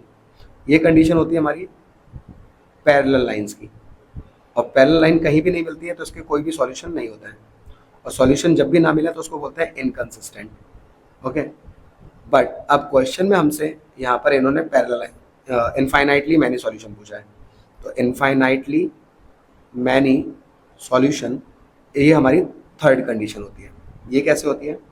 A1/A2 equal to B1/B2 equal to C1/C2 होता है, और इसमें हमारे इनफाइनाइट सॉल्यूशन मिलते हैं, इनको बोलते हैं कोइंसिडेंट लाइंस। ओके, और ये भी कंसिस्टेंट होता है क्योंकि इसमें सॉल्यूशन मिल रहा है। तो सॉल्यूशन किस में मिल रहा है? पहली और तीसरी कंडीशन में हो गया। चल आ जाते हैं अपने क्वेश्चन पे। A1 कौन है? A1 आपका एक्स का कोएफिशिएंट है, और A2 कौन है? इधर वाला एक्स का कोएफिशिएंट, तो 3/4a इक्वल B1 आपका वाई का कोएफिशिएंट है, इधर B कितना है? a+b। ध्यान रहे C1 कितना है? तो C1 आपका 4 होता है, लेकिन 4 से पहले आप इस 4 को इधर लाया करिए। सिंप्लीफाई कैसे करते हैं? लीनियर इक्वेशन को 3x + 2y + 4 इधर आके -4, इधर भी आप सॉल्व कर लेंगे 4ax + a + by, इसको इधर लाएंगे तो -16 = 0, क्योंकि हमारी जो जनरल इक्वेशन होती है वो ऐसी थी ना, ax + by + c = 0, इस वजह से। ठीक है, नाउ तो ये हो जाएगा आपका -4 और नीचे हो जाएगा -16, तो माइनस से माइनस कटना ही है। अब आंसर में देखिए आपको कंपेयर करना है, तो ए और बी वाला आपका आंसर लाना है, तो आप इनको कंपेयर कर लीजिए या किसी को भी कंपेयर कर लीजिए। ठीक है, तो मैं इन दोनों को कंपेयर कर लेता हूँ। तो 3 के पास जाएगा a + b, ब्रैकेट में रख के ले जाइए, 2 टर्म है इसलिए, और ये आपका इधर चला जाएगा 2 के पास में। सॉल्व करते हैं 3 के a से 3 है, 3 की b से 3b, 4 2 जा, a वाला टर्म a के पास ले जाते हैं, ये हो जाएगा आपका 3b = 8a - 3a, 5a = 3b। अब 5a = 3b कौन सा है? ये a वाला टर्म है हमारा। ओके, मतलब a वाला ऑप्शन है। तो उम्मीद है आपको ये समझ में आया होगा। इस तरीके से आपको इसको बस कंपेयर कर लेना, बस ये रिलेशन की बात कर रहा था, इसमें कौन सा होगा। Next, if first term of AP is -12, a मतलब common difference is 4, find sum of 7 terms, S7 निकाल रहे हैं। ओके, तो S7 का मतलब है नंबर ऑफ टर्म यहाँ पे कितने हैं? 7, तो N7 हो गया। फॉर्मूला लगा देते हैं Sn का, Sn बराबर होता है n/2 2a + n - 1 × d। S7 7/2, a की वैल्यू है -12, 7 - 1, और d की वैल्यू है हमारी 4। 7/2, 12 की 2 से मल्टीप्लाई करिए 24, साइन देख लेंगे माइनस का ही रहेगा, प्लस 7 में से बन गया 6 × 4। यहाँ पे 7/2 पहले मल्टीप्लाई होता है तो वो कर लेते हैं, 6 4 = 24। अब प्लस का 24 और माइनस का 24 तो कैंसिल हो गया, मतलब 0 आ गया, और कोई भी टर्म 0 से मल्टीप्लाई होगा तो 0 ही हो जाएगा। तो हमसे पूछा था कितना होगा, तो आंसर आ गया 0। ओके, तो सम आ गया है 0। नेक्स्ट क्वेश्चन को कर लेते हैं। मैंने आपको चैप्टर 5 करा दिया, आप उसको देख लीजिए, आपको अगर उस पर बिल्कुल क्लियर करना है अच्छे से, क्योंकि एनसीईआरटी में ही सारे क्वेश्चन मौजूद हैं, बाकी आप यहाँ पे यूज़ कर लेंगे उन्हें। The distance between the points 4 cos theta + 3 sin theta, 0 and 0, 4 sin theta - 3 cos theta is. Distance बतानी है, मतलब डिस्टेंस फॉर्मूला जो कि हम सभी जानते हैं, x2 - x1 whole square + y2 - y1 whole square. Okay, तो ये हो जाएगा x1 पहला टर्म, ये हो जाएगा y1, इधर हो जाएगा x2 और ये हो जाएगा y2। ध्यान से आप पेंसिल से इसको लिख लेंगे जिससे आपको याद रहे, ऊपर हमेशा लिख लिया करिए।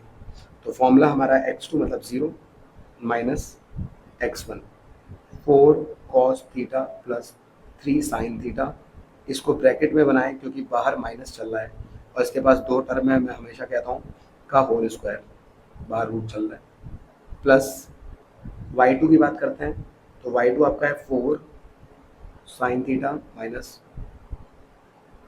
माइनस में 3 cos थीटा माइनस y1 की वैल्यू है हमारी 0 होल स्क्वायर। ओके, सॉल्व करते हैं, 0 माइनस करेंगे तो आपको यही टर्म मिलेगा। देखिए, माइनस का स्क्वायर पहले कर लीजिए क्योंकि आपको पता है ब्रैकेट के बाहर है, और माइनस का स्क्वायर प्लस बन जाएगा। फाइनली आपके पास जो मिलेगा, आपको मिलेगा 4 cos theta + sin theta 3 sin theta, 4 cos theta + 3 था, यहाँ पे इस चीज़ को ध्यान रखिए, ये था 4 cos थीटा + 3 sin थीटा। एक तो आपको इसका स्क्वायर चाहिए, प्लस यहाँ भी 4 sin थीटा - 3 cos थीटा, यहाँ भी स्क्वायर चाहिए। ओके, बिकॉज 0 का काम खत्म हो चुका है, और माइनस यहाँ पे प्लस बन चुका है, तो ए प्लस बी का होल स्क्वायर और यहाँ पे ए माइनस बी का होल स्क्वायर लगाना है। ए प्लस बी का होल स्क्वायर क्या होता है हमारा, A square plus B square plus 2ab, और माइनस वाले में हमें ध्यान रखना है उसमें क्या होता है A square plus B square minus 2ab। Terms को ओपन कर लेते हैं, थोड़ा मैं इसको अब साफ साफ लिख देता हूँ। ओके, देखें ए कितना है हमारा, ए वाला टर्म है 4 cos theta A square plus B A B square plus 2a मतलब 4 cos theta into 4 cos theta into 3 sin theta. Okay, 2ab। Next term को भी ऐसे ओपन कर लेते हैं, 4 sin theta A square plus 3 cos theta B square minus 2 4 sin theta A into B. अब यहाँ पे एक चीज़ आप ध्यान से देखें, यहाँ पर हमारा अगर हम इसको सॉल्व करें 4 to 8 8 3 24, इधर 4 to 8 8 3 24, cos theta sin theta cos theta sin theta सब मल्टीप्लाई हो रहे हैं, तो नंबर सेम आ जाएंगे। इसके पहले प्लस है, इसके पहले माइनस है, तो ये पार्ट और ये पार्ट कैंसिल हो जाएगा। आप इसको सॉल्व करेंगे तो ये दोनों एक जैसे आएंगे, इस वजह से कैंसिल हो जाएगा। ओके, तो इतनी बात क्लियर हुई होगी। बस आपको इधर वाले पार्ट को सॉल्व करना है, तो 4 का square 16 cos square theta plus 3 का square 9 sin square theta plus यहाँ भी 16 sin square theta plus 9 cos square theta. अब लास्ट में आपको क्या करना है, ये जो आपका ये 16 और 16 वाला है इनको साथ में देखो और इधर वाले को साथ में देखो 9 वालों को। तो 16 पहले साइन को लिखूंगा, आइडेंटिटी होती है ना, इसलिए वही मैं आपको बताना चाहता हूँ। यहाँ पे 16 इसको साथ में लिख दिया plus 9 sin square theta 9 cos square theta. अब इसके पास भी 16 है, इसके पास भी 16 है, 16 कॉमन हो जाएगा, sin square theta plus cos square theta. इधर 9 कॉमन है, 9 बाहर आ गया, sin square theta plus cos square theta. अब sin square theta plus cos square theta कितना होता है, तो इसकी वैल्यू होती है हमारी 1, और इधर भी इसकी वैल्यू भी कितनी हो जाएगी 1, तो इनको रिप्लेस कर देते हैं 1 से। तो 16 इंटू 1 9 इंटू 1, तो 16 बन जाए 16, 9 बन जाए 9, 16 प्लस 9 होता है 25 रूट में, और 25 होता है 5 का। तो देखिए इतने बड़े क्वेश्चन को सॉल्व किया, हमारा आंसर आ चुका है 5। ओके, और ये जो सारा कॉन्सेप्ट था, क्योंकि स्टैंडर्ड में ऐसा क्वेश्चन आ जाता है तो मैंने आपको बता दिया। ओके, लग रहा होगा कि ये कितना बड़ा सा क्वेश्चन है, ऐसे करा हमने, बट ये पता होना चाहिए, जल्दी जल्दी हो जाएगा अगर आप इसको ध्यान से करेंगे तो। बाकी यहाँ पे बेसिक के क्वेश्चन, स्टैंडर्ड के क्वेश्चन सब मिक्स हैं, तो उसकी टेंशन मत लीजिएगा, सारे क्वेश्चन कर लीजिए, आपका काफ़ी अच्छे से ये जो पार्ट है क्लियर हो जाएगा। ओके, और ये नॉर्मल क्वेश्चंस में भी आपको बहुत हेल्प करेगा। क्वेश्चन नंबर 20 बहुत ज़्यादा इंपॉर्टेंट है, मैंने सारे प्रीवियस ईयर क्वेश्चन लिए हैं। तो इसमें आपसे कह रखा है ए की वैल्यू कितनी है हमारी, ये है P square Q cube R की पावर एन। बी है आपका P cube Q M R square, और P Q R prime number है। LCM of A and B, LCM हमको बता रखा है ए और बी का, पी की पावर 3 क्यू की पावर 4 आर की पावर 3। फाइंड करना है 3n माइनस 2m। तो पहले तो हम इसको देख लेते हैं एलसीएम नॉर्मली क्या होता है। देखिए कंपेयर करने पे हमको पता है, मैंने आपको डायरेक्टली बता रखा है एलसीएम में हम लार्जर वैल्यू को लेंगे और एचसीएफ में हम स्मॉलर वैल्यू को लेंगे। ओके, ये बात हमने हमेशा करी है डायरेक्टली क्वेश्चन जब हम करते हैं तो इधर इसके पास p के पास 2 है, इधर 3 है, तो p की बड़ी वैल्यू कौन सी है, 3 है, तो देखिए यहाँ 3 है मतलब सेटिस्फाई कर रहा है। q की वैल्यू 3 है और यहाँ q की वैल्यू m है। आंसर में 4 लिया है, तो इससे एक आइडिया मिला हमारा कि q की जो मैक्सिमम वैल्यू होगी 4, तो ये 3 के पास तो है नहीं, मतलब इधर साइड तो है नहीं, तो इसके पास होगी। तो यहाँ पे अगर हम कंपेयर करें तो कंपेयर इस वाले से होगा, तो m की वैल्यू आ जाएगी आपकी 4। ओके, क्योंकि हमेशा एलसीएम में बड़ी वैल्यू ली जाती है, और 3 छोटा है तो मतलब दूसरा नंबर 4 ही हुआ ना। इधर कंपेयर करते हैं, r की पावर है n, r की पावर है 2, और आंसर में है 3, मतलब एलसीएम में है 3, तो इसके पास तो 3 नहीं है, मतलब n की वैल्यू हो जाएगी 3, याद रखें। और यहीं HCF होता तो आप अलग चीज़ करते हैं। ओके, तो एलसीएम का कॉन्सेप्ट आपको समझ में आया होगा ऐसे क्वेश्चंस में। तो 3, n की वैल्यू है 3 और ये आपका 4, 9 माइनस 8 कितना आ गया 1, ऑप्शन नंबर बी। बस एलसीएम में बड़ी और एचसीएफ में छोटी वैल्यूज, ठीक है। नेक्स्ट अगेन आपको एल जो है LMN या NML 30 दे रखा है, फाइंड करना है RLM। तो RLM की वैल्यू मतलब ये वाली वैल्यू फाइंड करनी है। अब ये कैसे फाइंड करेंगे, कर लेते हैं इसको, काफ़ी इजी है। देखिए यहाँ पर आप एक काम करिए, यहाँ पे इसको पहले ज्वाइन कर दीजिए। अभी हमने बताया था कि टेंजेंट और रेडियस को बीच में कनेक्शन, जब आप रेडियस जोड़ देते हैं तो जो टेंजेंट आई है ये पॉइंट L पे, इनके बीच में 90 का एंगल बनेगा। ओके, ये पूरा 90 बनेगा। और 90 बनाने से पहले अब हम क्या करेंगे, हम यहाँ पे 30 दिया है, इस वाले एंगल को निकाल लेंगे। थोड़ी देर पहले अभी क्वेश्चन कराया था कि जब रेडियस बराबर हो, जैसे OM बराबर OL, OM बराबर OL है, तो सेम के रेडियाई सेम है हमारे, मतलब सेम सर्कल के रेडियाई बराबर होते हैं, हमें पता ही है। तो जितना एंगल ये होगा 30, उतना ही एंगल ये होगा। Angle opposite to equal sides are equal, तो ये भी कितना हो जाएगा 30 हो जाएगा। तो ये पार्ट भी आपका 30 हो गया, पूरा पार्ट आपका 90 होता है। पूरा पार्ट आपको पता है 90 होता है क्योंकि हमें पता है रेडियस और टेंजेंट के बीच में 90 बनता है। तो बस हमें ये वाली वैल्यू निकालनी है, इसको मैं x बोल देता हूँ। ओके, तो x प्लस 30, कितने पार्ट को x बोला, x और 30 को मिला दे जाए तो कितना बनता है 90, अकॉर्डिंग टू थ्योरम 10.1। 30 इधर आया तो -1, ये हो गया आपका 60। ओके, वही सेम कॉन्सेप्ट लग रहा है। क्वेश्चन नंबर 22 को देखते हैं, बहुत ही इंपॉर्टेंट क्वेश्चन है एमसीक्यू के हिसाब से। क्वाड्रेटिक इक्वेशन जिसके रूट दे रखे हैं 7 और 1/7। रूट मतलब जीरोस, अल्फा की वैल्यू है 7 और जो बीटा है उसकी वैल्यू दे रखी है 1/7। अब जो हमारा फॉर्मूला होता है क्वाड्रेटिक इक्वेशन का, वो होता है जब आपके रूट्स दिए हों, वो होता है हमारा x² minus sum of zeros मतलब alpha plus beta plus product of zeros, okay, equal to 0। ध्यान रहे ये हमारे क्या होता है, फॉर्मूला होता है। इस फॉर्मूले को आपको ध्यान रखना है। रूट से या जीरोस से ये आपका डायरेक्टली दे देता है कई बार, ये सम है मतलब ये पूरा पूरा अल्फा प्लस बीटा होता, जैसे बुक में क्वेश्चन है ये पूरा पूरा अल्फा इंटू बीटा होता। बट यहाँ पे हमें समझना है ये इंडिविजुअल दे रखा है अल्फा और बीटा, तो क्वेश्चन पढ़ लीजिए रूट्स दिया है या सम और प्रोडक्ट दिया है, बस आप अलग से सॉल्व कर लीजिए पहले ही अल्फा प्लस बीटा को। अल्फा है 7, बीटा है 1/7, एलसीएम लेंगे 7 7 सा 49 प्लस 1 50/7। ओके, मैं अब डायरेक्ट एलसीएम ले रहा हूँ, सारे पॉइंट्स आपको बता दिए। अल्फा इंटू बीटा सॉल्व करते हैं, 7 इंटू 1/7, 7 से 7 कैंसिल, तो अल्फा इंटू बीटा के लिए आ गए 1। पुट कर देते हैं यहाँ पे x² माइनस इसकी वैल्यू कितनी आई 50/7, तो ये लिख देते हैं 50/7, बाहर है x प्लस 1 इक्वल टू 0। तो फाइनली हमारे पास आंसर तो आ गया, लेकिन हमारा जो आंसर है वो हमारे ऑप्शन से मैच नहीं कर रहा। ऑप्शन से मैच कब करेगा, जब आप इसको बिल्कुल सिंप्लीफाई कर लेंगे। कैसे, तो x का अगर देखें तो इसके अपॉन में कुछ नहीं है तो 1, इसके भी अपॉन में कुछ नहीं है तो 1, तो 1 7 और 1 का एलसीएम, तो 1 7 और 1, तो 1 के साथ कोई भी नंबर हो तो वो एलसीएम वही हो जाता है, तो 7 एलसीएम हो जाएगा। कैसे बनेगा 7, डिवाइड में और ऊपर मल्टीप्लाई कर देंगे, क्योंकि आपको पता है 7 1 7 बन जाएगा।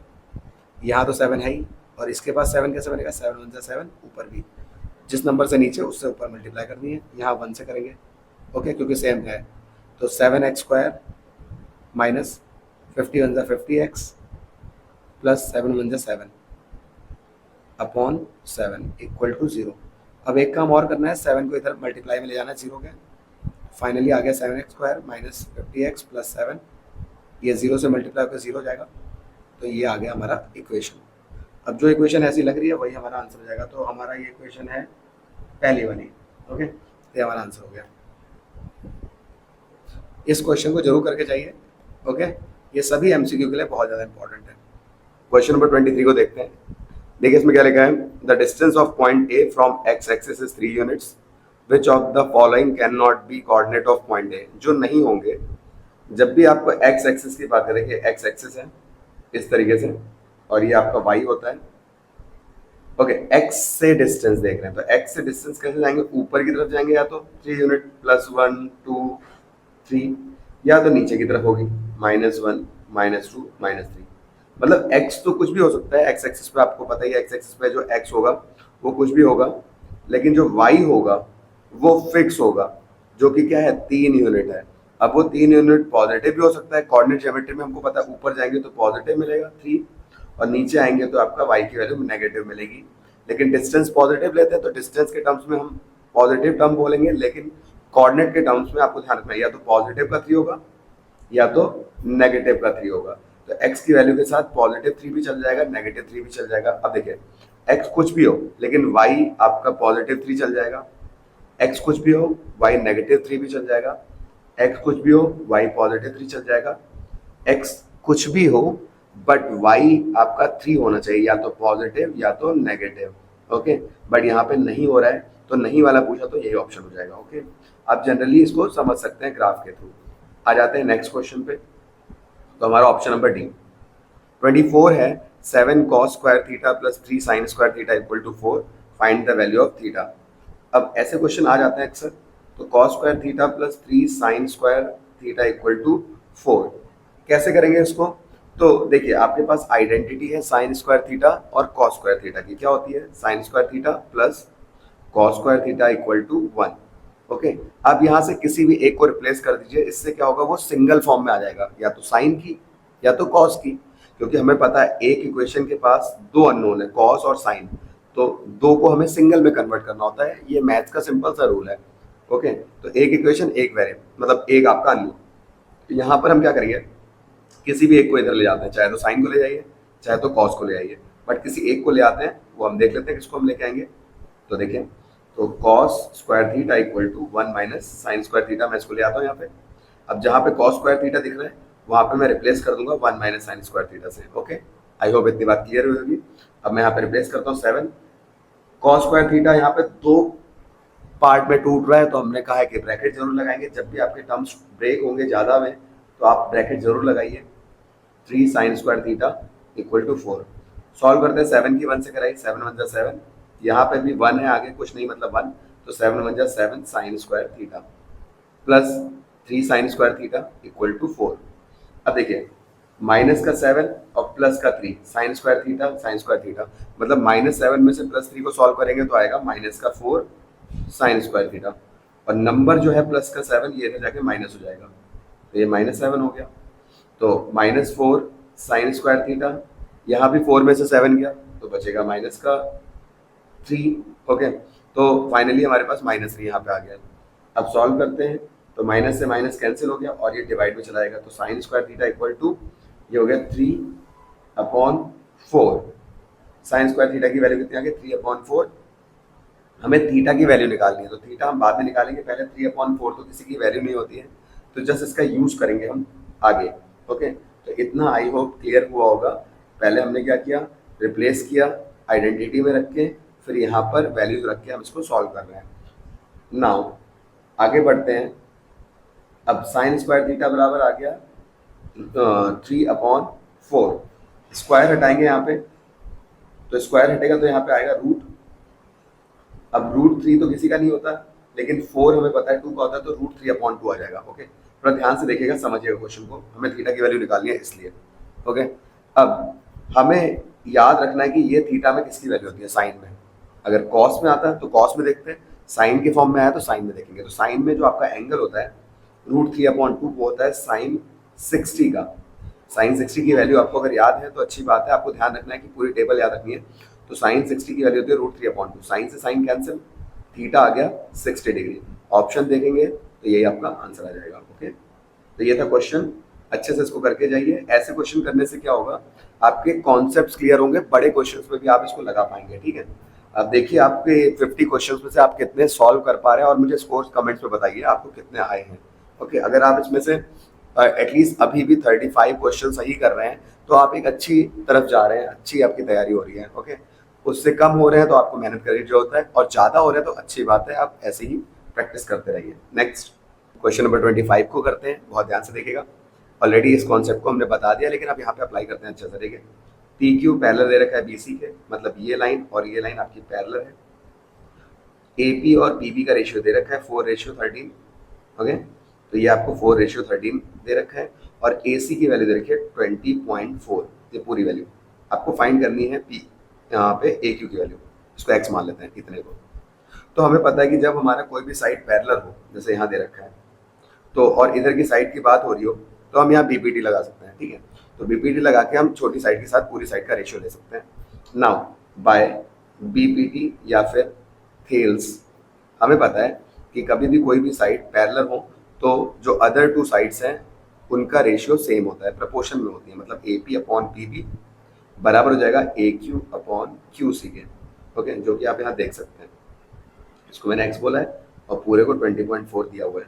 तो A P upon P B हमें क्वेश्चन में दे रखा है 4/13, ए क्यू को हम एक्स बोले हैं, और क्यू सी की वैल्यू कैसे आएगी, ध्यान रखिए क्यू सी की वैल्यू कैसे आएगी, अगर मैं 20.4 में से इस x को माइनस कर दूं, क्योंकि 20.4 ये पूरा है, उसमें से x को हटा दिया जाए तो आपकी वैल्यू आ जाएगी। तो 20.4 माइनस एक्स, इस बात का ध्यान रहे, ओके।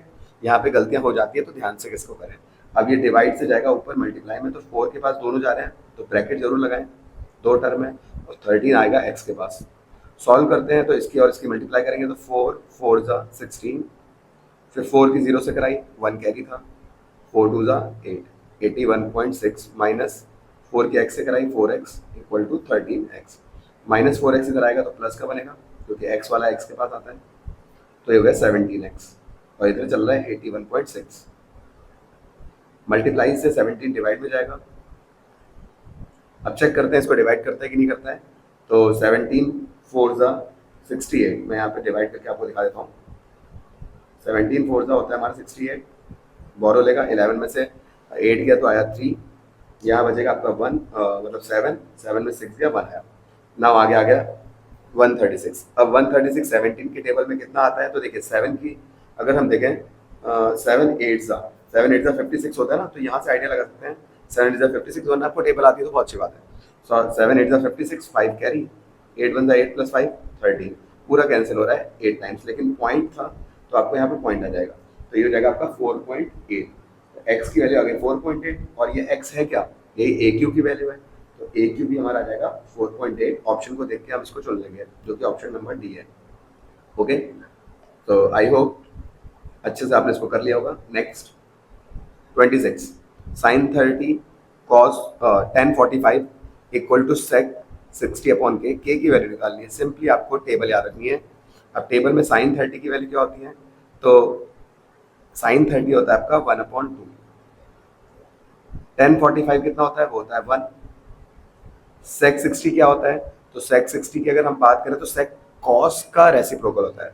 अब cos 60 भी आपका 1/2 होता है, ठीक है, जो sin 30 होता है वही cos 60 होता है, और रेसिप्रोकल करेंगे तो ये ऊपर चला जाएगा 2/1 मतलब 2, तो यहाँ पे आ जाएगा 2/k, ओके। क्रॉस मल्टीप्लाई करते हैं तो k को हमें ऊपर लाना होता है, क्योंकि हम डिवाइड में तो दिखाएंगे नहीं, हमें वैल्यू k की चाहिए, तो k ऊपर आएगा इस 1/2 के पास में। मैं इधर 1 को अब नहीं लिखूँ, कोई फर्क नहीं पड़ेगा। तो डिवाइड का 2 ऊपर जाएगा, क्योंकि डिवाइड में 2 था, ऊपर जाएगा, तो ये हो जाएगा 2 × 2, तो k की वैल्यू आ गई 4, ऑप्शन नंबर ए, ओके। बहुत सिंपल सा क्वेश्चन था।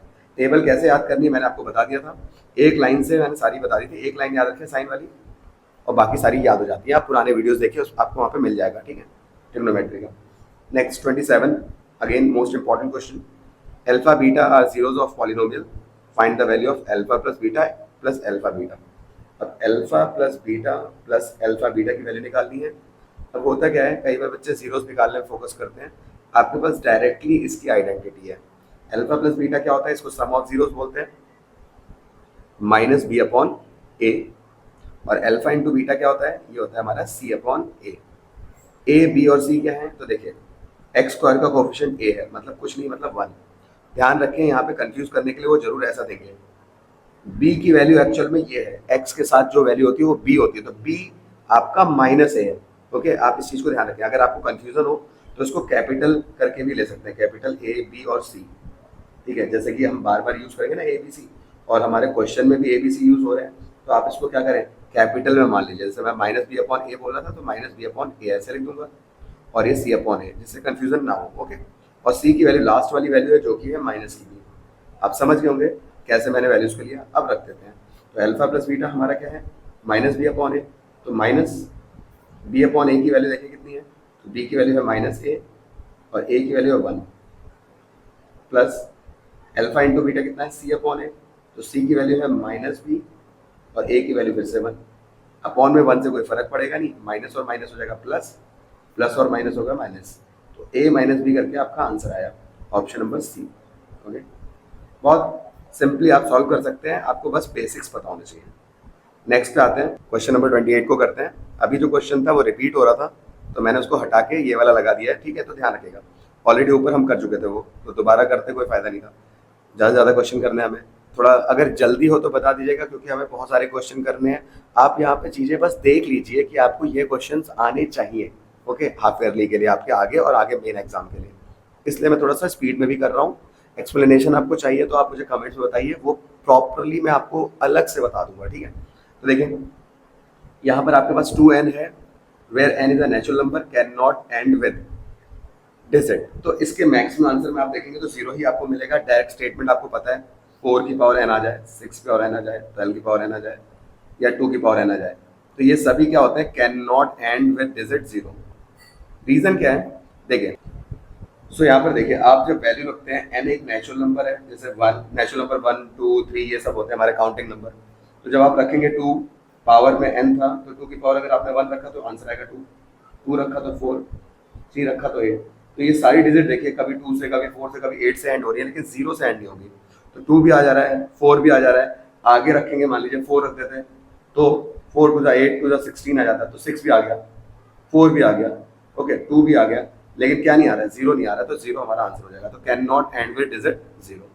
नेक्स्ट, तो कोई भी वैल्यू रख लिया करिए, स्टार्टिंग की वैल्यू रखेंगे, आपको आंसर मिल जाएगा। Next, the sum of the exponent of prime factors in the prime factorization of 4004। तो 4004 के प्राइम फैक्टर निकालेंगे। एक्सपोनेंट मतलब होता है जो पावर मिलेगी, तो उसके जो फैक्टर्स है उनकी पावर का सम, ठीक है। तो पहले इसको फैक्टराइज कर लेते हैं। प्राइम फैक्टर बनाने तो प्राइम नंबर लेंगे, 2 से करेंगे क्योंकि इवन है तो 2 से जाएगा। नेक्स्ट फिर से 2 से जाएगा।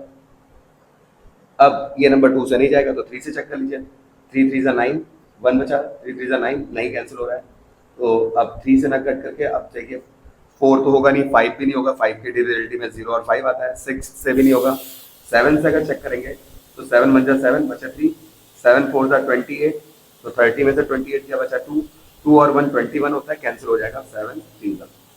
अब 143 आया, अब 143 को चेक करते हैं। एक्चुअल में 143 को अगर देखा जाए तो ये 7 से तो नहीं जा रहा, 8 तो नहीं आएगा, 9 से भी नहीं जा रहा, 10 भी नहीं आएगा, 11 से चेक करते हैं, 11 1 सा 11, तो 14 में से 11 गया, बचा आपका 3 3 3 होता है 33, तो 11 3 था, और 13 प्राइम नंबर ही है। तो हमारे पास जो नंबर मिले वो मिले हैं 2 इंटू 2 इंटू 7 इंटू 11 इंटू 30। जो नंबर रिपीट हो रहा हो तो उसको पावर में लिख दीजिए, कितनी बार हुआ है, 2 बार, तो 2 बार लिख दिया, ये तो एक एक बार है। अब इसके एक्सपोनेंट चेक करिए, देखिए 2 का एक्सपोनेंट आया 2, 7 का कुछ नहीं है तो 1, जिसका कुछ नहीं है तो 1, ठीक है, 13 का भी 1। हमें इनका सम निकालना था, सम मतलब प्लस, तो सबको प्लस कर देंगे, तो 2 + 3 + 4 + 5, तो 1 मतलब 5, तो ऑप्शन नंबर ए। ओके, तो एक्सपोनेंट का सम मतलब जो इसके एक्सपोनेंट आए हैं उनका सम मतलब पावर का सम। ध्यान रखेंगे, अगर फैक्टर का सम बोलता तो हम उन नंबर्स का सम कर रहे होते, बट ऐसा नहीं बोला है। नेक्स्ट, अल्फा बीटा जीरोज हैं पॉलिनोमियल के, फाइंड करना है 1/अल्फा प्लस 1/बीटा। अगेन जीरोज मत निकालिए डायरेक्टली, अगर ऐसा आ जाता है तो इसकी डायरेक्ट आइडेंटिटी क्या होती है मैं बता देता हूँ, ये होती है -b/c। डायरेक्टली याद रखना, इसकी आइडेंटिटी होती है -b/c। आया कैसे वो भी बता देता हूँ। तो देखिए एमसीक्यू के लिए ना डायरेक्ट चीजें याद रहना बहुत जरूरी है। एलसीएम लीजिए, अल्फा और बीटा का एलसीएम क्या होता है, अल्फा बीटा, क्योंकि यहाँ पे बीटा से करेंगे, ऊपर भी बीटा से मल्टीप्लाई, और इसके अल्फा से करेंगे, ऊपर भी अल्फा से, दोनों के नीचे सेम बन गया ना। तो इस नंबर की इधर वाले से कर लेते हैं और इधर की इससे कर लेते हैं, जब वेरिएबल हो अलग अलग। आगे बढ़ते हैं। नाउ ऊपर बन गया बीटा प्लस यहाँ अल्फा बन जाए अल्फा, तो फाइनली हमारे पास ये आया। अब अल्फा प्लस बीटा का आइडेंटिटी हमको पता है क्या होता है, -b/a। ये आगे पीछे लिखा है उससे फर्क नहीं पड़ता, प्लस में सेम रहता है, तो ये हो जाता है -b/a। और अल्फा इंटू बीटा की आइडेंटिटी होती है हमारी सी अपॉन ए से ए कैंसिल हो जाता है, तो फाइनली जो हमारे पास बचता है वो आता है माइनस बी ऊपर और नीचे सी, और यही देखिए आता है। तो आप डायरेक्ट इस आइडेंटिटी को याद रखें, आया कैसे वो मैंने आपको बता दिया है, आप खुद से देख लीजिए उसे। तो माइनस बी अपॉन सी होती है, अगर कभी भी आपको ये देखने को मिलेगा, और ये बहुत जगह मिलेगा भी। तो माइनस बी अपॉन सी, अब ए बी और सी कितना है, तो एक्स स्क्वायर का कोएफिशिएंट कुछ नहीं तो 1, बी हमारा एक्स का कोएफिशिएंट यहाँ भी कुछ नहीं है तो 1, लेकिन साइन देखिए माइनस का है तो माइनस साइन जरूर लगाएं। सी आपका लास्ट टर्म है -4, पुट करते हैं वैल्यू माइनस बी अपॉन सी, तो माइनस बी की वैल्यू देखिए -1 है, और सी आपका अपॉन में -4, माइनस से माइनस कैंसिल, फाइनली आपके पास एक माइनस तो अभी है नीचे 4, तो -1/4 हमारा आंसर हो जाएगा, जो कि यहाँ पे ऑप्शन नंबर बी है। ओके, 31 पे आते हैं। 31 में हमसे कह रखा है find the value of K of quadratic equation X square plus K bracket में 2x प्लस के -1 प्लस 2 इक्वल टू रियल, मतलब equal to 0 has real and equal roots.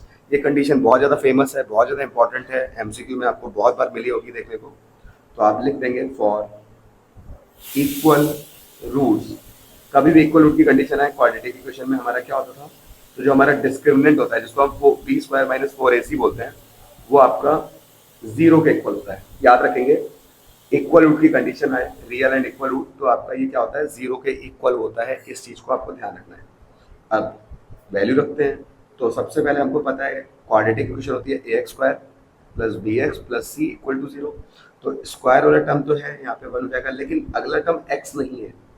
Okay, तो डायरेक्टली इसको पूरे को b मत मान लेना, पहले आपको इसको सिंप्लीफाई करना पड़ेगा। ध्यान रहे सिंप्लीफाई कैसे करेंगे, तो एक्स स्क्वायर प्लस के 2x प्लस के -1 प्लस 2 इक्वल टू 0। ओके, आप स्टैंडर्ड के हो बेसिक के हो, ये कंडीशन आपके लिए इंपॉर्टेंट है, क्वेश्चन बड़ा लिया जा रहा है जिससे आपके छोटे क्वेश्चन भी आसानी से हो जाए, इजी वाले आप आराम से कर सकते हैं, इसको जरूर करिए। तो पहले सिंप्लीफाई करें, सिंप्लीफाई करते हैं एक्स स्क्वायर, पहले के की इससे कराई तो 2kx, देन के की के से कराई के स्क्वायर, देन के की 1 से कराई माइनस के 1 के प्लस का 2 इक्वल टू 0। देखिए हमने क्या बताया था, पहला टर्म होना चाहिए स्क्वायर वाला टर्म है एक्स स्क्वायर वाला, इसका कोएफिशिएंट कुछ नहीं तो ये हो गया हमारा a, जो कि वैल्यू 1 हो गई। सेकंड होता है x, तो x अकेला ये बचा है, इसका कोएफिशिएंट है 2k, तो ये जाएगा b, और लास्ट में जितना बचता है वो सारा का सारा c होता है, क्योंकि वो कांस्टेंट टर्म होता है। ओके, तो इस वैल्यू को आपको सॉल्व करना है, ध्यान से देखेंगे। तो इस वैल्यू को कैसे सॉल्व करना है वो हम कर लेते हैं। तो b स्क्वायर मतलब 2k, b जो है उसकी value b square minus 4, a कितना है 1, इसको मैं लिख देता हूँ, ये आपका हो गया 1, और c कितना है, c ये पूरा टर्म है, k स्क्वायर माइनस के प्लस 2 इक्वल टू 0। 2 का स्क्वायर हो गया 4, k का स्क्वायर होगा k स्क्वायर, माइनस पहले इसकी कराएंगे 4k स्क्वायर, इनकी कराएंगे तो माइनस माइनस प्लस 4k, और फिर इन दोनों कराएंगे तो माइनस का 8 इक्वल टू 0, प्लस का 4k स्क्वायर माइनस का 4k स्क्वायर कट गया, -8 इक्वल में जाएगा तो +8 होगा, 4 से 8 कट गया 2 टाइम्स, तो k की वैल्यू 2 आई है। ऑप्शन देखते हैं, ऑप्शन नंबर ए। ओके, सो ये था हमारा बहुत ही अच्छा क्वेश्चन था ये जिसने सही से किया मुझे कमेंट में जरूर बताइए, खुद से किया होना चाहिए। ओके, बाद में मेरा सॉल्यूशन। नेक्स्ट, कुछ क्वेश्चन रिपीट हुए थे तो मुझे सही करना पड़ा उसे। ओके, क्योंकि आपके लिए अरेंज करने थे क्वेश्चन, तो कभी कभी हो जाता है, तो इसको मैंने हटा दिया है, तो टेंशन मत लीजिएगा, दोबारा हम उसको नहीं कर रहे हैं, हम नया क्वेश्चन लगा दिया मैंने यहाँ पर। Mid point, again mid point, बात हो चुकी है मिड पॉइंट की। कोई भी लाइन सेगमेंट है, अगर उसके पॉइंट्स हैं 1,3 जैसे यहाँ दिया है, 1,-3 दिया है, और ये मिड पॉइंट से कट कर रहे हैं, मिड पॉइंट के पॉइंट होंगे x, y, और ध्यान रखेंगे हमारा कोऑर्डिनेट में जब मिड पॉइंट से कट करता है तो रेशियो होता है 1:1, और डायरेक्ट फॉर्मूला हमने बनाना सीखा है कि क्या होता था, x equal to x1 plus x2/2, और y का जो होता था वो होता है y1 प्लस y2/2। ये होता है x1, ये होता है y1, x2, y2, बस सॉल्व कर लेंगे आंसर आ जाएगा। बट आंसर में हमें कोऑर्डिनेट नहीं निकालना है, हमें बताना है कि किस पे होगा, तो वो सॉल्व करके पता चलेगा। तो पहले x की वैल्यू निकालते हैं, x1 प्लस x2/2, तो जगह 2/2 मतलब 1। y की वैल्यू निकालते हैं, y1 प्लस y2, y1 है 3, y2 है -3/2। काफ़ी अच्छा क्वेश्चन है। 3 - 3 0, 0/2 होता है 0, तो एक नंबर आ रहा है 1 और एक नंबर आ रहा है 0। अब देखिए ये जो हमारा आंसर आया है, जो एक्सेस आए हैं, मान लीजिए इसको O बोल देता हूँ मैं, तो उसमें सिर्फ x की वैल्यू है और y 0 है। तो जब x की वैल्यू हो और y 0 हो तो ये किस एक्सेस पे प्रेजेंट होता है कि x की वैल्यू हो और y 0 हो, तो ये तभी प्रेजेंट है जब हमारा ये x एक्सेस पे हो, ठीक है, क्योंकि x एक्सेस के पॉइंट क्या होते हैं, x, 0। अगर y एक्सेस होता तो उसके पॉइंट क्या होते हैं, ये सब बातें हम कर चुके हैं, 0, y। अगर आंसर में क्या होता मतलब x 0 होता, y कुछ होता तो हम y एक्सेस चुनते हैं, बट यहाँ पर y की वैल्यू 0 है तो ये x एक्सेस पे होगा, तो ऑप्शन कौन सा हो जाएगा, x एक्सेस। और चाहे तो आप इसका डायग्राम बना के देख लीजिए, जब आप इसका मतलब कोऑर्डिनेट्स बनाएंगे तो जब इसको शो करेंगे तो यहाँ पे आएगा 1, 0, तो आपका यही आंसर होगा ना, x एक्सेस पे आ रहा है। नेक्स्ट, हर चीज का एक रीजन होता है, आप इसको देख लिया करिए, ठीक है, हमें कोई भी चीज रटनी नहीं है मैथ से। नेक्स्ट पे आते हैं, ratio in which line segment joining point A -4, 8, B 5, -10 divided by point B -2, 4। हमें रेशियो बताना है, तो जब भी रेशियो बताना हो तो उसको हमेशा K रेशियो 1 मान लेते हैं, लेट करके रेशियो को ध्यान रखेंगे। सारे पॉइंट्स हमने क्लियर किए हैं, चैप्टर मैंने आपको बताया, एक्सप्लेन किया, वहाँ पे देखना, ठीक है। तो K रेशियो 1, जहाँ पे M1 की वैल्यू होती है, M2 की वैल्यू होती है, X1 Y1, X2 Y2, ये हो गया X और Y। फॉर्मूला क्या होता है, सेक्शन फॉर्मूला लगाएंगे यहाँ पे। X का फॉर्मूला होता है M1 X2, 1 के साथ 2 होना चाहिए, बस ये ध्यान रखें, प्लस M2 X1, 2 के साथ 1, ओके, 1 2 और इधर 2 1। आपको 1 1 नहीं लिखना है, M1 X1 मत कर देना, ध्यान रखना ये बात। तो M1 X2, M2 X1, okay, divide में आता है M1 प्लस M2, बस, ओके। टर्म्स इधर उधर हो सकते हैं ये वाले, बट आपके नंबर वही होने चाहिए, 1 के साथ 2, ओके। नाउ x की वैल्यू देखिए -2, M1 को हम K माना है, X2 5, M2 आपका 1 है और X1 आपका -4 है, ओके। नीचे आ जाएगा K + 1, डिवाइड का K + 1 इधर जाएगा ऊपर, तो -2 से मल्टीप्लाई होगा, तो दोनों को ब्रैकेट में रख देना क्योंकि दो टर्म है। K की 5 से कराई 5K, माइनस प्लस माइनस, 4 की 1 से कराई 4, ओके। यहाँ सॉल्व करते हैं, 2 की कैसे कराई 2K, साइन माइनस, 2 1 2, यहाँ पे माइनस। अब K वाले टर्म को K के पास ले आइए और नंबर को नंबर के साथ, तो K इधर आएगा, तो प्लस का 5K इधर आके -5K, माइनस का 2 इधर जाएगा तो प्लस का 2, ओके। देखिए माइनस और माइनस प्लस होता है, साइन माइनस आता है तो 7K, माइनस और प्लस होता है माइनस, बट साइन माइनस का आता है, तो मतलब साइन बड़े नंबर का आता है, बड़ा नंबर कौन है, -4, तो 4 में से 2 गया 2, साइन से माइनस कट गया, 2 के डिवाइड में 7 आ गया, तो 2/7। तो यही हमें रेशियो होता है, तो रेशियो इसी को बोलते हैं, ये M1 की वैल्यू और M2 की वैल्यू। सेकंड वाले को सॉल्व नहीं करना, y वाला, ओके, y वाला हमें सॉल्व नहीं करना है यहाँ पे, तो आपका आंसर आ जाएगा 2:7। ऑप्शन में हम देखेंगे 2:7 कौन सा, C वाला, ओके। जरूर करके जाइए सेक्शन फॉर्मूला, 2 मार्क्स तक के क्वेश्चन इसमें आपको देखने को मिल सकते हैं, ओके। और थोड़ा कॉम्प्लिकेटेड क्वेश्चन आएगा तो ज़्यादा नंबर का भी हो सकता है। ये सिर्फ आपके 50 MCQ नहीं है, यहाँ पर आपका ये पूरा पेपर एक तरीके से सारे कॉन्सेप्ट इसके अंदर हैं जो हाफ ईयरली में आने वाला है, ठीक है। डिस्क्रिमिनेंट बताना है, डिस्क्रिमिनेंट को हम D से दिखाते हैं, अभी बताया था हमने कि उसकी वैल्यू होती है B² - 4AC, ओके। जब कंडीशन बोलेगा रियल इक्वल तब हम 0 के इक्वल रखेंगे, लेकिन सिर्फ अगर डिस्क्रिमिनेंट वर्ड आए पूछे वो क्वेश्चन में तो सिर्फ आप इसको सॉल्व करेंगे, इक्वल में 0 या लेस देन ग्रेटर देन नहीं रखेंगे, इस बात पर फोकस करिएगा। अब A, B और C की वैल्यू देख लेते हैं, तो A हमारा वही x² का कोएफिशिएंट जो कि नहीं है कुछ 1, B हमारा यहाँ पर x का कोएफिशिएंट जो कि है -3, C हमारा है -2, ओके। साइन मैं बता चुका हूँ, रखने होते हैं, तो B² मतलब -3², A मतलब 1 और C मतलब -2। ये -3 का स्क्वायर हो गया +9, माइनस और माइनस होता है प्लस, मल्टीप्लाई में 4 1 4, कोई फर्क नहीं पड़ेगा, 4 2 8, और 9 + 8 हो गया 17, ओके। तो 17 हमारा आंसर है B वाला। अगर पूछ लेता आपसे इसके रूट्स कैसे हैं, तो देखिए जब भी ग्रेटर देन, वो भी कंडीशन बताई रखी है मैंने, जब भी आपका जो B² - 4AC ग्रेटर देन 0 मिलता है तो आपके रियल एंड डिस्टिंक्ट रूट होते हैं, ध्यान रखेंगे। अभी अगर आंसर 0 आता इक्वल में तो होते हैं रियल एंड इक्वल रूट्स। और जैसे कंडीशन हमारा आता है K वाले क्वेश्चन, जब सर इसी कंडीशन पे आते हैं और नहीं आ दूसरे पे भी सकते हैं बट ज़्यादातर इस पे आता है, ठीक है। तो और अगर लेस देन 0 आता मतलब माइनस में आता है, ये आंसर अगर माइनस में आता तो उसके होते हैं no real root exist, okay. और ये 2 रियल रूट्स की बात करता है क्योंकि क्वाड्रेटिक है। तो हम बता देंगे पहली वाले में 2 real and distinct, 2 equal roots, and third में no real root exist, okay. Next पे आते हैं। क्वेश्चन में क्या रखा है, nth term of AP. Sum of N term को एसएन से दिखाया था, लेकिन क्वेश्चन आपने पढ़ लिया है, सम वाला बता चुका हूं ऊपर। अगर nth टर्म वर्ड आए तो nth का मतलब होता है an, ओके। तो an आपको दे रखा है 5n-6। सारे टाइप के क्वेश्चन कवर किए हैं, प्लीज हमें जरूर सारे क्वेश्चन खुद से लगाइए, और अगर क्वेश्चन आपको पसंद आए तो सब्सक्राइब जरूर कीजिए। आगे भी आपको बहुत इंपॉर्टेंट क्वेश्चन देखने को मिलने वाले हैं, ये सभी प्रीवियस ईयर के क्वेश्चन है। तो आपके पेपर में कोई भी कैसा भी क्वेश्चन आए तो इनसे रिलेट करेगा, ठीक है। जरूरी नहीं एग्जैक्ट वैल्यू आए, हेल्प बहुत मिल जाएगी। तो 5, अब देखिए कैसे निकालते हैं एपी।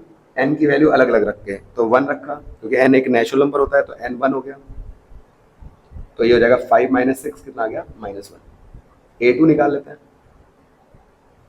10 - 6 कितना आ गया, 4। हमें निकालना था कॉमन डिफरेंस, तो होता है डी। कैसे निकलता है, A2 में से A1 को माइनस कर दें, तो दोनों वैल्यू हम निकाल चुके हैं। तो 4 माइनस, ये माइनस का 1 है, ओके, और ये भी माइनस होता है, तो ध्यान से साइन का बहुत अच्छे से इस्तेमाल करिएगा। माइनस माइनस प्लस, ये आ गया 5। तो 5 हमारा आंसर कौन सा है, सी वाला, okay. Next, HCF of x, 20, HCF of x, 20 is 2, LCM of x, 20 is 60। Find करना है x की वैल्यू। तो देखिए ये क्या होते हैं, नंबर होते हैं, जो ब्रैकेट में लिखे होते हैं वो नंबर होते हैं। एक नंबर को आप बोलते हो a, एक नंबर को बोलते हो b। फॉर्मूला क्या होता है हमारा, दो नंबर के लिए HCF और LCM का, जब 3 वैल्यू पता हो, जैसे एक ये पता है, एक ये पता है और एक ये वैल्यू पता है, और अननोन एक निकालना है, तो फॉर्मूला क्या होता है, LCM या HCF कुछ भी बोलते हैं, LCM × HCF equal to product of number. Product मतलब दोनों का मल्टीप्लाई नंबर्स का, ओके। तो हमें HCF और LCM दिए थे, 60 दिया था LCM, HCF दिया था 2, A हमने x को बोला था और B हमारे पास था 20, ओके। ये मल्टीप्लाई से, क्योंकि x निकालना है तो इसको लाएंगे डिवाइड में, तो आपका ये कैंसिल हो जाएगा 3 टाइम्स, या 2 से 2 भी कट कर देते हैं, 3 2 सा कितना आ गया, 6। तो x की वैल्यू आ गई 6, ऑप्शन नंबर बी, ओके। बहुत सिंपल सा क्वेश्चन था, इसलिए मैंने इसको लास्ट में रखा था। नेक्स्ट में आते हैं आगे, 37। अगेन सिमिलैरिटी आ गई है, थेल्स थ्योरम के साथ सिमिलैरिटी का भी बहुत इंपॉर्टेंट रोल है। आपको यहाँ पे बोल रखा है जो ABC है और QRP दोनों सिमिलर है। सिमिलर मतलब आपके सारी साइड्स का रेशियो सेम है। सिमिलैरिटी में ध्यान रखना, साइड्स का जो रेशियो है वो प्रपोर्शन में होता है। अब यहाँ पे एक बहुत इंपॉर्टेंट चीज़ है, आप हमेशा सीक्वेंस देखा करिए। होता क्या है, बच्चे क्या करते हैं, इस साइड AB दिख रहा है तो इसको इससे कंपेयर कर देते हैं। नहीं, आपको क्वेश्चन पढ़ना है ABC QRP से। बहुत सिंपल सा फंडा बताने जा रहा हूँ, ध्यान रखना। तो जो AB है वो QR से कंपेयर होगा, ओके। जो भी रिस्पेक्टिव होंगे उनको देखना है। तो AB इधर है, QR इधर है। आधे क्वेश्चन ऐसे गलत होते हैं जब आपको नॉलेज नहीं होती, तो इसका कंपैरिजन इससे होगा, मतलब 2 का कंपैरिजन 4 से होगा, ओके। BC का कंपेयर हम करेंगे RP से। अगर सिमिलैरिटी में अभी तक आपको परेशानी तो ये पॉइंट ध्यान रखें। तो BC में आपका होगा RP से, तो BC यहाँ पे है, RP यहाँ पे है, तो 2.5 कंपेयर होगा X से। और लास्ट हमारी जो साइड बची है AC, वो कंपेयर होगी QP से। तो AC कौन सी है, ये 3, और QP देखिए हमारा है Y। आई होप आप ये चीज़ें समझ गए होंगे। अब बस आपको कंपेयर करना है। तो पहली बार हमारा जो वैल्यू दी है उसी के साथ कंपेयर करेंगे, क्योंकि ये दोनों अननोन है, इनको कंपेयर नहीं करेंगे। कंपेयर किसके करेंगे, जो हमें लास्ट वाली वैल्यू है। तो 2/4 जो है कंपेयर हो जाएगा 2.5/x से। क्रॉस मल्टीप्लाई करते हैं तो x यहाँ 2 के पास गया, और ये 4 ऊपर ले जाते हैं, 2.5 × 4। 2 को डिवाइड में ले आते हैं, 2.5 × 4/2 कैंसिल हो गया। अब 25 2 5 2 10 हो गया, 2 2 4, 5.0 मतलब 5 आ गई वैल्यू, ओके। तो x की वैल्यू तो 5 आ गई, सीधे 5 लिख देता हूँ। इसी तरीके से आप अब इनको कंपेयर कर सकते हैं, x आ चुका है, वरना आप नहीं करना चाहे तो इन दोनों कंपेयर कर लीजिए, कोई प्रॉब्लम नहीं है, ठीक है। तो 2/4 क्योंकि इसके बराबर भी है, कंपेयर कर लेंगे। तो फिर से 5 को इधर लाए, 4 को इधर ले गए, 2 डिवाइड में आया, तो 3 2 6, तो y की वैल्यू आ गई 6। तो x5 y6, ऑप्शन देखेंगे x5, ध्यान रखेंगे y6, okay. Next, I hope ये क्लियर होगा। बहुत अच्छा क्वेश्चन था, सिंपल सा क्वेश्चन था, बेसिक में आया हुआ है, तो देख लीजिए। Next, sec square 30 plus tan square 30 upon sine square 45 plus cos square 45। Okay, table. अब मैं चलिए आपको टेबल बता देता हूँ एक बार, अगर आप यहाँ तक हैं हमारे साथ जुड़े। तो टेबल में आपको बस साइन वाली लाइन याद रखनी है, ठीक है। फिर आता है कॉस, टेन, कॉसेक, सेक, कॉट। शुरुआत होती है 0 से, देन 30, 45, 60, 90। ओके, एक लाइन याद करने के लिए मैंने बोला, तो 0 पे 0 चलता है 1 तक, 0 से 1 तक। पहली वैल्यू 1/2, दूसरी वैल्यू 1/√2, ये वाली वैल्यू √3/2। कॉस के लिए क्या करेंगे, जो वैल्यू आपने इधर लिखी है अब इसको उस साइड से लिख देंगे, मतलब 90 की साइड से। तो क्या होगा, 1√3/2, 1/√2, 1/2, 0। ओके, इतनी बात क्लियर होगी। 10, 10 क्या होता है, 10 रेशियो होता है साइन अपॉन कॉस का। ओके, देखिए तरीके बहुत सारे हैं, वो और इजी तरीके हैं सॉल्व करने के, लेकिन मैं इसी का यूज़ क्यों करता हूँ, क्योंकि यहाँ पे आपको चीज़ें सीखने को भी मिलती हैं। जैसे 10 साइन और कॉस का रेशियो होता है, तो बार बार जब हम इसको रिकॉल करते हैं ना तो हमें याद रहता है। बाकी तरीके बहुत इजी तरीके हैं ये टेबल याद करने का, बट ये भी टफ नहीं है, एक दो बार रिपीट करिए बहुत आसानी से आ जाएगा। अब 10 क्या होता है, साइन और कॉस को डिवाइड करके मिलता है। तो देखिए साइन और कॉस को डिवाइड अगर मैं करूँ, डिवाइड करने का मतलब समझेगा, तो पहली वैल्यू को अब डिवाइड करूँगा 0/1, तो कोई भी नंबर 0/1 हमारा क्या होता है, 0 ही तो होता है। सेकंड वैल्यू को डिवाइड करेंगे, तो जब सेकंड वैल्यू को डिवाइड करेंगे तो आपका क्या होगा, 2 से 2 कैंसिल हो जाएगा, तो 1/2, √3/2, तो बचेगा 1/√3। ओके, तो यहाँ से ये चीज़ें आती हैं। अब मैं थोड़ा इसको साथ साथ लिख देता हूँ, तो हो जाएगा आपका 1/√3। नेक्स्ट में ये कैंसिल हो जाएगा, तो 1/1 बचेगा, तो 1/1 1 होता है। यहाँ पे 2 से 2 कट जाएगा, √3/1 को आप √3 बोलते हैं। और 1/0, कोई भी नंबर के अपॉन में 0 हो तो वो नॉट डिफाइंड होता है, ध्यान रखेंगे। ऊपर 0 तो आंसर 0, नीचे 0 तो नॉट डिफाइंड, तो ये हो जाएगा आपका नॉट डिफाइंड या इनफाइनाइट। ओके, अब नेक्स्ट साइन का अगर हम बात करें, रेसिप्रोकल होता है कॉस, या कॉस का रेसिप्रोकल होता है साइन। रेसिप्रोकल का मतलब होता है 1 के अपॉन में सारी वैल्यूज ले जाना। 1 के अपॉन में सारी वैल्यूज को ले जाने का मतलब क्या है, मतलब पहली वैल्यू को ले जाओगे तो 0 वाला मिल जाएगा, तो 1 के अपॉन में 0 ले जाओगे, तो अभी बताया था अपॉन में 0 नॉट डिफाइंड, तो ये जाएगा नॉट डिफाइंड। 1 के अपॉन में ले जाओगे, 1 के अपॉन में 1/2 ले जाओगे, तो जब ये अपॉन में जाता है तो ये वैल्यू ऊपर हो जाती है। रेसिप्रोकल कर दो, मतलब उल्टा कर दो, ठीक है। तो ये हो जाएगा 2/1, मतलब 2। इसको कर देंगे √2/1, इसको कर देंगे 2/√3, और 1/1 करेंगे तो 1 ही आ जाएगा। सेक होता है हमारा, अगर देखें तो कॉस के साथ, तो इसका रेसिप्रोकल 1/1, 1, इसका रेसिप्रोकल 2/√3, इनका रेसिप्रोकल √2/1। अपॉन 1 मैं नहीं लिख रहा हूँ, अपॉन में जिसके भी 1 है क्योंकि सेम नंबर आ जाता है। 2/1, और यहाँ पर 1/0 क्या हो जाएगा, नॉट डिफाइंड। और लास्ट कॉट होता है 10 के साथ में, तो 1/0 फिर से नॉट डिफाइंड। ओके, देन √3/1, यहाँ पे आपका 1, और यहाँ पे √3 है, तो मतलब अपॉन में 1 था, ऊपर जाएगा तो 1/√3, और 1 नॉट डिफाइंड क्या हो जाएगा, ये फिर से 0 बन जाएगा, क्योंकि ये 0 होगा इधर, तो इधर नॉट डिफाइंड, तो उल्टा ये हो जाएगा 0। ओके, ये थी हमारी टेबल याद करना बहुत आसान है, 2-3 बार इसको लिखिए, बहुत सिंपली आप इसको कर सकते हैं। साइन का याद रखिए बस, उसके बाद फाइनली कर देंगे। आ जाते हैं क्वेश्चन पे। सेक स्क्वायर 30, टेन स्क्वायर 30, नीचे हमारा साइन और कॉस है। डायरेक्टली अगर आपको याद है कि आइडेंटिटी क्या थी, देखिए सेक के साथ 10 वाली आइडेंटिटी, साइन के साथ कॉस वाली, आपके लिए प्रॉब्लम भी नहीं है क्वेश्चन में, ठीक है। तो sine square theta plus cos square theta सीधे सीधे होता है 1। थीटा सेम होना चाहिए, देखिए नीचे थीटा सेम है, sine square theta cos square theta, तो आपका आंसर नीचे नीचे सीधे सीधे 1 आ जाएगा। ओके, तो नीचे वाली वैल्यू सीधे 1 हो जाएगी अपॉन में। अब ऊपर वाली वैल्यू के लिए अगर देखें तो टेन और सेक की आइडेंटिटी क्या होती है, 1 प्लस टेन स्क्वायर थीटा बराबर सेक स्क्वायर थीटा। ये साथ में अगर ले जाओगे तो इधर जाके माइनस होगा, तो sec square theta minus tan square theta बराबर 1, बट एक्चुअल में बीच में क्या है, प्लस। तो जब प्लस लगा है तो आपको इसको सॉल्व करना पड़ेगा, ओके, क्योंकि आपके पास आइडेंटिटी में माइनस होता है अगर ये साथ में लिखे हैं तो इसको सॉल्व कर लेते हैं। नीचे तो अपॉन में 1 कैसे है समझ में आ गया होगा, वरना आप वैल्यू रख के देखिए तब भी आ जाएगा आपका। तो सेक स्क्वायर 30, तो सेक कभी बताया था कॉस का रेसिप्रोकल होता है तो cos 30 था आपका √3/2, तो उसका उल्टा हो जाएगा 2/√3, स्क्वायर हो रहा है तो स्क्वायर कर दिया। tan 30 होता है 1/√3, अभी हमने इस बात पे बात करी थी, तो tan 30 हो गया 1/√3 उसका स्क्वायर। अपॉन में 1 नहीं लिखेंगे आप क्योंकि कोई फर्क पड़ेगा नहीं। 2 स्क्वायर हो गया 4, √3 का स्क्वायर हो जाएगा 3, 1 स्क्वायर हो गया 1, √3 का 3। देखिए एलसीएम ऑलरेडी 3 है, कुछ चेंज नहीं करना, 4 + 1 हो गया 5, तो आपका आंसर आ गया 5/3। ओके, अपॉन में कैसे मैंने यहाँ पे 1 लिखा समझ गए होंगे आप, क्योंकि अगर थीटा सेम है, आइडेंटिटी बन रही है, तो आप लिख देंगे, अब थीटा कुछ भी हो।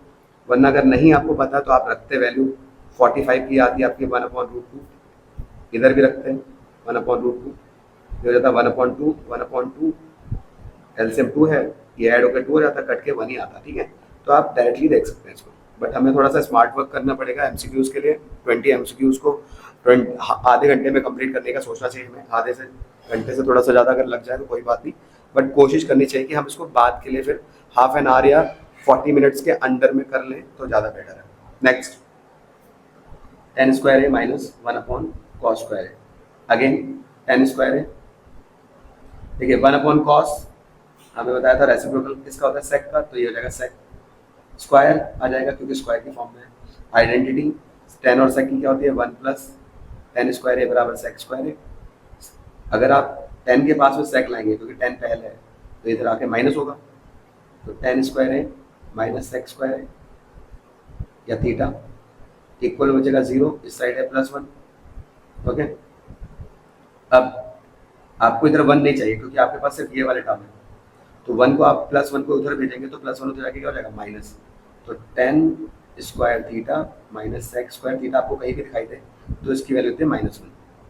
वहीं पे अगर आप इसको इधर लेके जाते हैं sec square theta -tan square theta, तो उसकी वैल्यू होती है +1। ओके, छोटी छोटी बातें बट इंपॉर्टेंट बातें, क्योंकि इन्हीं से क्वेश्चन बनते हैं। देखिए 1 भी था तो गलती से हो सकता है, पर आंसर आपका डी होगा। ठीक है, नेक्स्ट पे आता है 40, if point 1, 2 is the midpoint of line segment 3, 5, 2a, b, find a, b। फिर से मिड पॉइंट आ गया, अब मैं डायरेक्टली बात करूंगा। 1, 2 मिड पॉइंट है, तो 1, 2 मिड पॉइंट है जो कि x और y की वैल्यू होती है। किसको किसको जोड़ रही है, 3, 5 और 2a, b को, तो ये आपका x1, y1, x2, y2। Formula हमारे पास है मिड पॉइंट का, x1 + x2/2, y बराबर y1 + y2/2। वैल्यू रख देते हैं, आंसर निकाल देते हैं। ओके, तो देखिए x1 + x2/2 बराबर में x, डिवाइड का 2 इधर आया, मल्टीप्लाई हुआ, प्लस का 3 इधर आया, माइनस का 3 हुआ, 3 में से 2 गया, -1 हो गया, ये अपॉन में आ गया, तो a की वैल्यू -1/2। y को निकाल लेते हैं, y1 + y2/2 बराबर में y की वैल्यू जो कि है 2, 2 2 ज़ा 4, प्लस का 5 इधर आया तो माइनस का 5, -1 ये हो गया। तो a की वैल्यू -1/2 और b की वैल्यू -1, ये हमारा आंसर है। ऑप्शन देख लेते हैं, तो ये सी ऑप्शन को सेटिस्फाई कर रहा है। Okay, next, in the given figure P A is tangent, P A आपको टेंजेंट दिख रही है, टेंजेंट एक पॉइंट पे टच करती है, बार बार ये बात हमने करी है। ओपी की वैल्यू आपको दे रखी है 10, ये ओपी है, फाइंड करना है एपी की लेंथ। ऐसे क्वेश्चन जब आए तो पहला तो आपको ध्यान रखना है कि यहाँ पर एंगल बनता है 90। आप इसको अगर प्रॉपर देखें तो आप इस तरीके से उस ट्रायंगल को बना लें, ए आपका 90 है तो ए को मैंने 90 दे दिया। आप जो ये वाला एंगल है इसको हमेशा इधर दिया करिए, क्योंकि आप जब एप्लीकेशन ऑफ ट्रिग्नोमेट्री पढ़े होंगे, ठीक है, तो वहाँ पे इसका यूज़ आपने देखा होगा, या अभी नहीं पढ़ा है तो आगे देखेंगे। तो यहाँ पे देखिए ये एंगल कितना है 30, तो मैंने पी को सामने रखा और ओ अपने आप यहाँ पहुँच जाएगा। ओपी की वैल्यू आपकी इधर पहुँच जाएगी सामने, 90 के सामने भी आ रही है, बिल्कुल सही है। आपको वैल्यू निकालनी एपी की, मतलब ये वाली वैल्यू निकालनी है। इसको बोलते हैं बेस, सामने होता है परपेंडिकुलर और ये होता है हाइपोटेनस। तो एक तो वो वैल्यू देते हैं जो निकालनी है और एक वो वैल्यू जो गिवन होती है, ठीक है, उनका रेशियो लेते हैं। तो b/h मतलब बेस अपॉन हाइपोटेनियस जो होता है वो किसका रेशियो होता है, वो होता है हमारा cos थीटा का। ओके, तो cos थीटा का रेशियो ले लेना है, आंसर आ जाएगा। ओके, अगर परपेंडिकुलर के साथ पूछते तो साइन का होता, साइन अपॉन h, मतलब साइन के उसमें परपेंडिकुलर अपॉन h आता, बट जैसा रेशियो है। डायग्राम कैसे मैंने सिंप्लीफाई किया देख लिया, उसको सीधा करके लिख दीजिए, कभी गलत नहीं होगा। तो b की वैल्यू आपकी x हमने मानी है, या AP बोल सकते हैं क्योंकि AP निकालना है, और हाइपोटेन्यूस है 10, थीटा जिस साइड से आप देख रहे हैं 30। जब भी आप इधर बनाएंगे तो सामने परपेंडिकुलर ही पड़ेगा, ध्यान रहे, इधर साइड से, जिस साइड से थीटा देखते हैं उस साइड से सामने परपेंडिकुलर पड़ता है। अगर मैं इधर O की साइड बनाता तो ये इधर बनता, X की साइड में परपेंडिकुलर होता, तो क्वेश्चन उल्टा हो जाता, पर आप फिर उसके अकॉर्डिंग सॉल्व कर रहे होते हैं, ध्यान रहे, ठीक है। cos 30 √3/2 डिवाइड से इधर जाएगा, 2 से कट गया 5 टाइम्स, तो 5√3 आया वैल्यू, और ऑप्शन देख लेते हैं 5√3, ऑप्शन नंबर डी, ओके। यही एक्स की वैल्यू हमने निकाल दी है, तो समझ गए होंगे आप लोग। नेक्स्ट पे आते हैं, M the value of M for which lines जो हमें दे रखी है पैरेलल होंगी। पैरेलल की कंडीशन A1/A2 पहले ही बात कर लिया, equal to B1/B2 not equal to C1/C2। A1 B1 C1 क्या होते हैं, तो इसको सिंप्लीफाई पहले करिए, अगर ये इक्वल वाला नंबर इधर नहीं है तो 14x प्लस my प्लस का 20 इधर आके -20 इक्वल टू 0, यहाँ करते हैं -3x 2y प्लस का 16 इधर आके माइनस का 16 इक्वल टू 0। अब देखिए ये हो गया A1 और A2, ये हो गया B1 और B2, और ये हो गया C1 और C2, ठीक है, सारे पॉइंट्स हमें पता है। तो A1 की वैल्यू 14, A2 की वैल्यू -2, B1 की वैल्यू m, B2 की वैल्यू 2, C1 की वैल्यू -20 और C2 की वैल्यू -16। जो इक्वल नहीं होता उसको नहीं रखना होता है, बस इन दोनों कंपेयर करना है। 14/-3 क्रॉस में मल्टीप्लाई करेंगे तो 2 इधर ऊपर जाएगा, 3 मत ले जाएगा, उसको वहीं रहने दीजिए क्योंकि m चाहिए, तो कैंसिल हो नहीं रहा है, सीधे सीधे 14 2 28 हो रहा है, और नीचे 3 है, साइन माइनस का है, तो ये जो m की वैल्यू आई है -28/3, option number C. Simply parallel line की कंडीशन पता होनी चाहिए, पैरेलल लाइन पे लाइन कहीं जुड़ती नहीं है, इसलिए इसके नो सॉल्यूशन होते हैं, और नो सॉल्यूशन के साथ इसको इनकंसिस्टेंट भी बोलते हैं, साथ साथ ये भी ध्यान रहे। 43 k की वैल्यू के लिए इक्वल और रियल रूट होंगे, अभी बताया था कि इक्वल और रियल अगर आता है तो कंडीशन है b² - 4ac equal to 0, okay. Discriminant हमारा 0 के इक्वल हो जाता है। अब पहले आप चेक कर लीजिए क्या स्क्वायर वाला टर्म है, नहीं है, तो पहले सिंप्लीफाई करिए। कैसे करेंगे, kx की x से मल्टीप्लाई तो kx² माइनस, बुक का क्वेश्चन है, kx की 2 से कराई -2kx, और आगे है प्लस का 6। अब आ चुका है x² का टर्म, यही आपका a बन जाएगा, x वाला टर्म भी आ गया, ये आपका b बन जाएगा, और लास्ट वाला टर्म c बन जाएगा, ओके। तो समझ गए होंगे आप, बस वैल्यू रखते हैं, b की वैल्यू -2k, a की वैल्यू k, और c की वैल्यू 6 बराबर में 0, 2 का स्क्वायर 4, माइनस का प्लस बन जाएगा, k का square k square, 4 6 24 equal to k भी है साथ में c, ठीक। यहाँ पे एक काम करेगा, यहाँ पे आप k कॉमन ले लीजिए, तो जब आप इसको कॉमन लेंगे तो, और साथ में 4 भी कॉमन ले लेंगे, तो आपका हो जाएगा k -6, 4k और k 4k स्क्वायर, 4 6 24। एक बार इसको 0 के इक्वल रखिए क्योंकि 0 के बराबर है, तो k की वैल्यू 0.4 मतलब 0, और एक बार k -6 को रखिए तो k की वैल्यू होगी 6। अब होता क्या है, आपको वैलिडिटी चेक करनी पड़ेगी। वैलिडिटी कैसे चेक करनी है मैं बता देता हूँ, मैं इसको रब करता हूँ क्योंकि हमारे आंसर मेन है यहाँ पर। तो पहली बार अगर मैं 0 को रख के देखूँ, अपनी इक्वेशन जो थी kx x -2 चाहे सिंप्लीफाई में रखें, तो जब k की जगह पे 0 रखेंगे तो ये पूरा पार्ट आपको पता है 0 से मल्टीप्लाई करके पूरा 0 हो गया। 6 इक्वल टू 0 कभी पॉसिबल नहीं है, आप देख लीजिए 6 इक्वल टू 0 नहीं होता, तो ये स्टेटमेंट हमारा पॉसिबल नहीं होगा, ओके। अब तो 6 और 0 तो कभी इक्वल नहीं हो सकते ना, तो सेकंड वैल्यू जो आई है आपकी k की, वो आपकी वैलिड वैल्यू होगी जो कि होगी 6 ओनली, ओके। सो ये था आपका आंसर, ओके। तो नेक्स्ट पे आते हैं 44 पे, tan a equal to 1 find करना है हमें 3 sin a plus cos a की वैल्यू।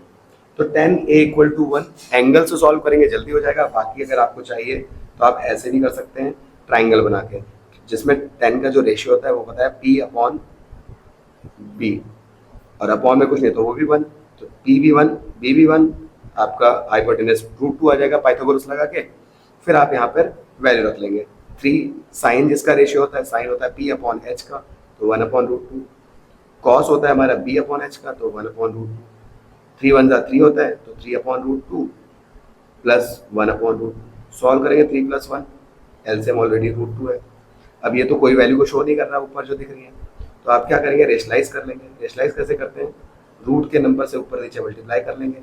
तो 4√2, रूट टू अगर टू से कट गया तो 2√2 आपको दिख रहा है सी ऑप्शन पे, आंसर आ जाएगा। बाकी मैंने आपको क्या कहा, अगर एंगल याद है तो और अच्छी बात है। तो एंगल कैसे याद रखना है, 10A = 1। 1 किसकी वैल्यू होती है 10 में, अगर आपको डायरेक्टली दी है तो। जब आपको सामने एक ऐसी वैल्यू दी हो जो एंगल में नहीं आ रही हो तो आप ऐसे करें जैसा भी बताया, बट आपको डायरेक्टली 1 पता होना चाहिए। ठीक है, 10 किस में होता है 1, तो 10 आपका 1 होता है 45 पे, तो इससे पता चल जाएगा कि जो एंगल है वो आ गया 45। ओके, और फिर आप यहाँ पे वैल्यू रख देंगे जो कि हमारी है 3 sin A की वैल्यू 45, cos 45। ओके, तो sin 45 कितना होता है 1/√2, cos 45 कितना होता है वो भी होता है 1/√2। 3 × 3 + 1 LCM √2 है, 4/√2। अगेन मैंने बताया रेशलाइज करके आंसर आ जाएगा आपको। ठीक है, √2 से ऊपर नीचे मल्टीप्लाई किए तो 4√2, नीचे आ गया √2, 2 से कट गया 2√2, आंसर आ जाएगा। ओके, तो दोनों तरीके आपको पता होने चाहिए। नेक्स्ट आते हैं, ट्राइंगल ABC में एंगल B 90 है, तो ABC एक ट्राइंगल है जिसमें B आपका 90 डिग्री है। ओके, अब आप जिस साइड से देखें ना हमेशा उस वाले एंगल की तरफ रखिए। जैसे यहाँ पे C पे वो कह रहे हैं देखो, तो C को यहाँ रखो, ज़्यादा बेटर रहेगा। बाकी आप जैसे रखें, अगर C आप यहाँ रख देते हो तो ध्यान रखें इसके सामने परपेंडिकुलर हो जाएगा और ये बेस हो जाएगा, हाइपोटेनस चेंज नहीं होता है। ओके, आई वो आप मेरी बात समझोगे, इसलिए मैंने C को यहाँ रखा क्योंकि आंसर में मुझे C की तरफ से देखना है। नाउ AB और AC का रेशियो 1 और 2 है, तो AB है हमारा 1 और AC हमारा 2। जब आपका अपॉन में लिखा होता है तो एक वेरिएबल के साथ हम लिखते हैं, जैसे K लिख दिया, पर मैं इसे K नहीं लिखता हूँ क्योंकि बाद में वो कैंसिल ही हो जाना है, तो डायरेक्टली रख देते हैं। ठीक है, तो अगर आप K के साथ रखें तब भी कोई प्रॉब्लम नहीं है, नहीं रखेंगे तब भी कोई प्रॉब्लम नहीं है, MCQ है। BC की वैल्यू निकाल देते हैं पाइथागोरस लगा के। हाइपोटेनस ये है परपेंडिकुलर और ये है बेस, तो क्या होता है hypotenuse square equal to perpendicular square plus base square, Pythagoras theorem है ये। तो हाइपोटेनस है 2, परपेंडिकुलर है 1, बेस हमें निकालना है, ये होता है 4, 1 का तो 1 ही रहेगा, इधर आएगा माइनस होगा, ये आ जाएगा 3, स्क्वायर हटेगा तो √3। ओके, तो बेस की वैल्यू आ गई √3। अब आपको निकालनी थी cos C की वैल्यू, तो cos जो होता है C की साइड से देख रहे हैं तो cos रेशियो होता है बेस अपॉन हाइपोटेनस का, इसलिए बेस की वैल्यू हमें चाहिए थी, तो बेस है √3, हाइपोटेनस है 2, तो cos C की value √3/2, option number C। Okay, question number 46 पे आते हैं। देखिए, अगर आप यहाँ पर अभी तक हैं सारे क्वेश्चंस को करने में हमारे साथ, तो ये आपके लिए बहुत हेल्पफुल रहने वाले हैं और ये आपके लिए बहुत बड़ी बात है कि आप इतने क्वेश्चंस में साथ हैं। आते हैं x² - 8, क्योंकि आपको बहुत मेहनत करनी होता है अगर आपको स्कोर करना है बहुत अच्छा। ठीक है, आगे तो हमारी कोई भी मेहनत वेस्ट नहीं जाने वाली है, इसलिए मैं आपको ये कहता हूँ, इस चीज़ की बहुत ज़्यादा आपको पॉसिबिलिटी है कि आपके नंबर अच्छे आएंगे फाइनल में एग्जाम में। ठीक है, और अभी भी जो भी आप एग्जाम देंगे हाफेयरली का, उसमें भी हेल्प मिलने वाली है। अगर आप बस दिमाग से कॉन्सेप्ट्स को क्लियर कर रहे हैं, रट नहीं रहे हैं, समझ रहे हैं, तो देखिए, और छोटी छोटी बातों को सुन रहे हैं। हमसे बोला है कि इसके रूट्स कैसे होंगे, तो रूट्स चेक करने के लिए हमें चेक करना होता है डिस्क्रिमिनेंट, जो कि होता है b² - 4ac। कोई भी इक्वल में 0 या कुछ नहीं रखना है, सिंपल फंडा है। a, b और c की वैल्यू यहाँ से देखेंगे तो देखिए x² - 8 है, हमें पता है x² के बाद x वाला टर्म आता है, और जब वो मौजूद ही ना हो तो वो 0 हो जाता है, ध्यान रखेंगे। अगर वो है, कोई नंबर नहीं है तो 1, लेकिन अगर वो है ही नहीं, जैसे x² के बाद x है ही नहीं, तो वो 0 हो जाता है b। ओके, तो ये हो गया 1 a की वैल्यू, b की वैल्यू 0 और c की वैल्यू -8 रख देते हैं वैल्यू, तो b² - 4ac है, तो b² - 4ac, ये हो गया 0, माइनस और माइनस प्लस, 8 4 32, 0 + 32 होता है 32, और 32 एक पॉजिटिव वैल्यू है और ग्रेटर देन 0 है, तो ग्रेटर देन 0 का मतलब होता है real and distinct root. Okay, ध्यान रखेंगे हम, real and distinct root option में हमें देखना है, रियल एंड डिस्टिंक्ट रूट में। तो रियल एंड डिस्टिंक्ट रूट हमारे कौन सा है, देखिए रियल और इक्वल नहीं बोलेंगे क्योंकि ये आपका इक्वल टू 0 पे होता है, नॉट रियल बोलेंगे नहीं, इरेशनल भी नहीं बोलेंगे, तो इरेशनल और डिस्टिंक्ट नहीं है, तो ऑप्शन कौन सा होगा, रेशनल और डिस्टिंक्ट। रीजन क्या है, तो देखिए 32 एक रेशनल नंबर भी है, अपॉन में कोई नंबर लिख दो रेशनल हो जाएगा, और डिस्टिंक्ट अलग अलग वैल्यू भी मिलेंगी, आप चेक कर लीजिएगा, तो हमारा रेशनल और डिस्टिंक्ट आंसर आ जाएगा। ओके, तो ध्यान से ऑप्शन को चुने, अगर आपको रियल एंड डिस्टिंक्ट नहीं दिख रहा है तो ये रेशनल एंड डिस्टिंक्ट होगा, कंफ्यूज करने के लिए दे देते हैं। 47 √2 sin θ = 1, cot theta cosec theta की वैल्यू निकालनी है। इधर कोई नंबर लिखा हो तो पहले हमेशा उसको इधर ले जाए अपॉन में मल्टीप्लाई से। मैंने अभी एंगल वाला फंडा भी बता दिया और ट्राइंगल वाला भी बता दिया, आप कौन सा यूज़ करने हो आप पे है। मैं एंगल वाला बताऊंगा आप सीधे। तो 1/√2 किसकी वैल्यू होती है, ये होती है साइन 45 की, साइन से साइन कटा, थीटा की वैल्यू आ गई 45, पता चल गया एंगल कितना है। यहाँ रख दीजिए कॉट 45 कॉसेक 45, कॉट 45 tan 45 का रेसिप्रोकल। अब tan 45 भी 1 होता है तो 1 का रेसिप्रोकल 1 ही होना है। कॉसेक 45 साइन 45 का रेसिप्रोकल। अब साइन 45 अगर हम देखें तो साइन 45 हमारा जो होता है 1/√2 होता है, तो इसका रेसिप्रोकल √2/1 मतलब √2, तो √2 1 जा आपका आंसर आ गया √2।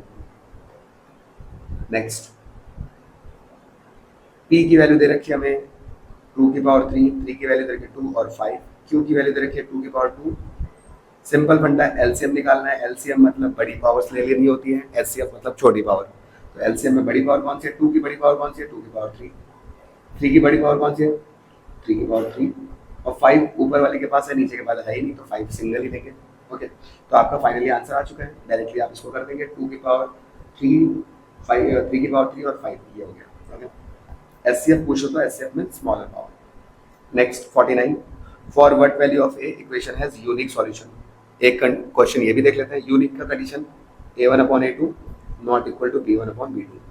ओके, यूनिक सॉल्यूशन का मतलब होता है इंटरसेक्टिंग लाइन, और इसको कंसिस्टेंट भी बोलते हैं, ये पॉइंट भी आपको पता है।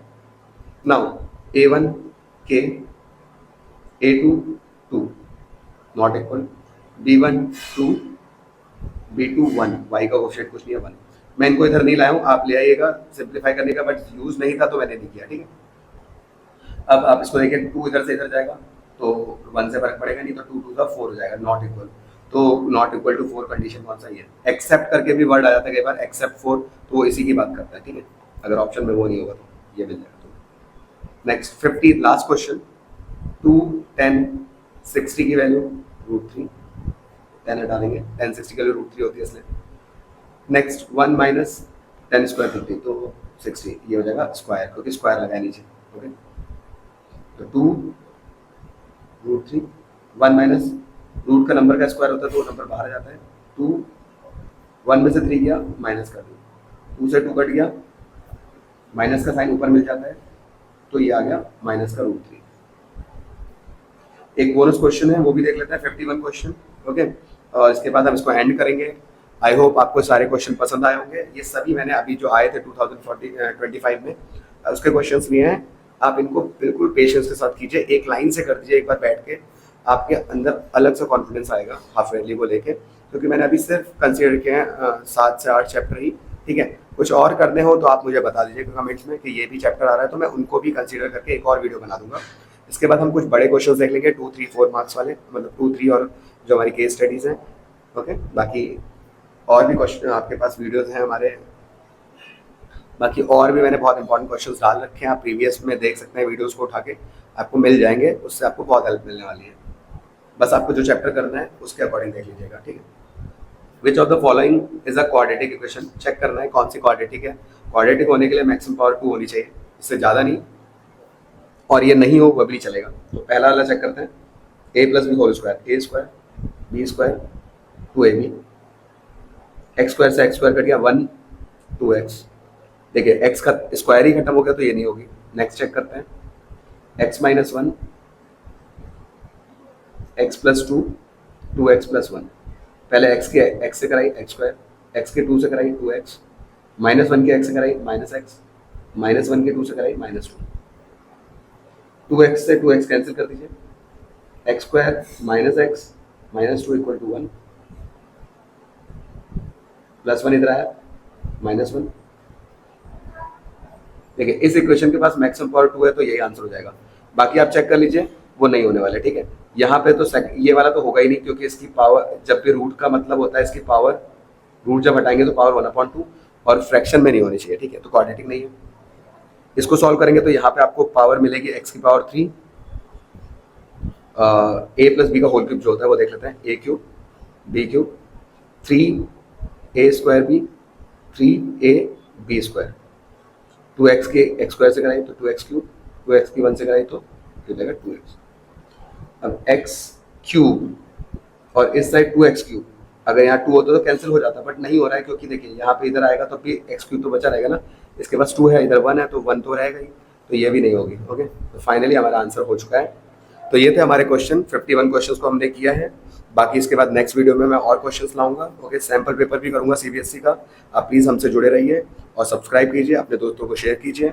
मिलते हैं नेक्स्ट वीडियो में, तब तक के लिए take care, bye bye and thank you. कोई भी चैप्टर आपको पढ़ना है पहले तो उसके लिए भी कमेंट कीजिए। Bye and take care.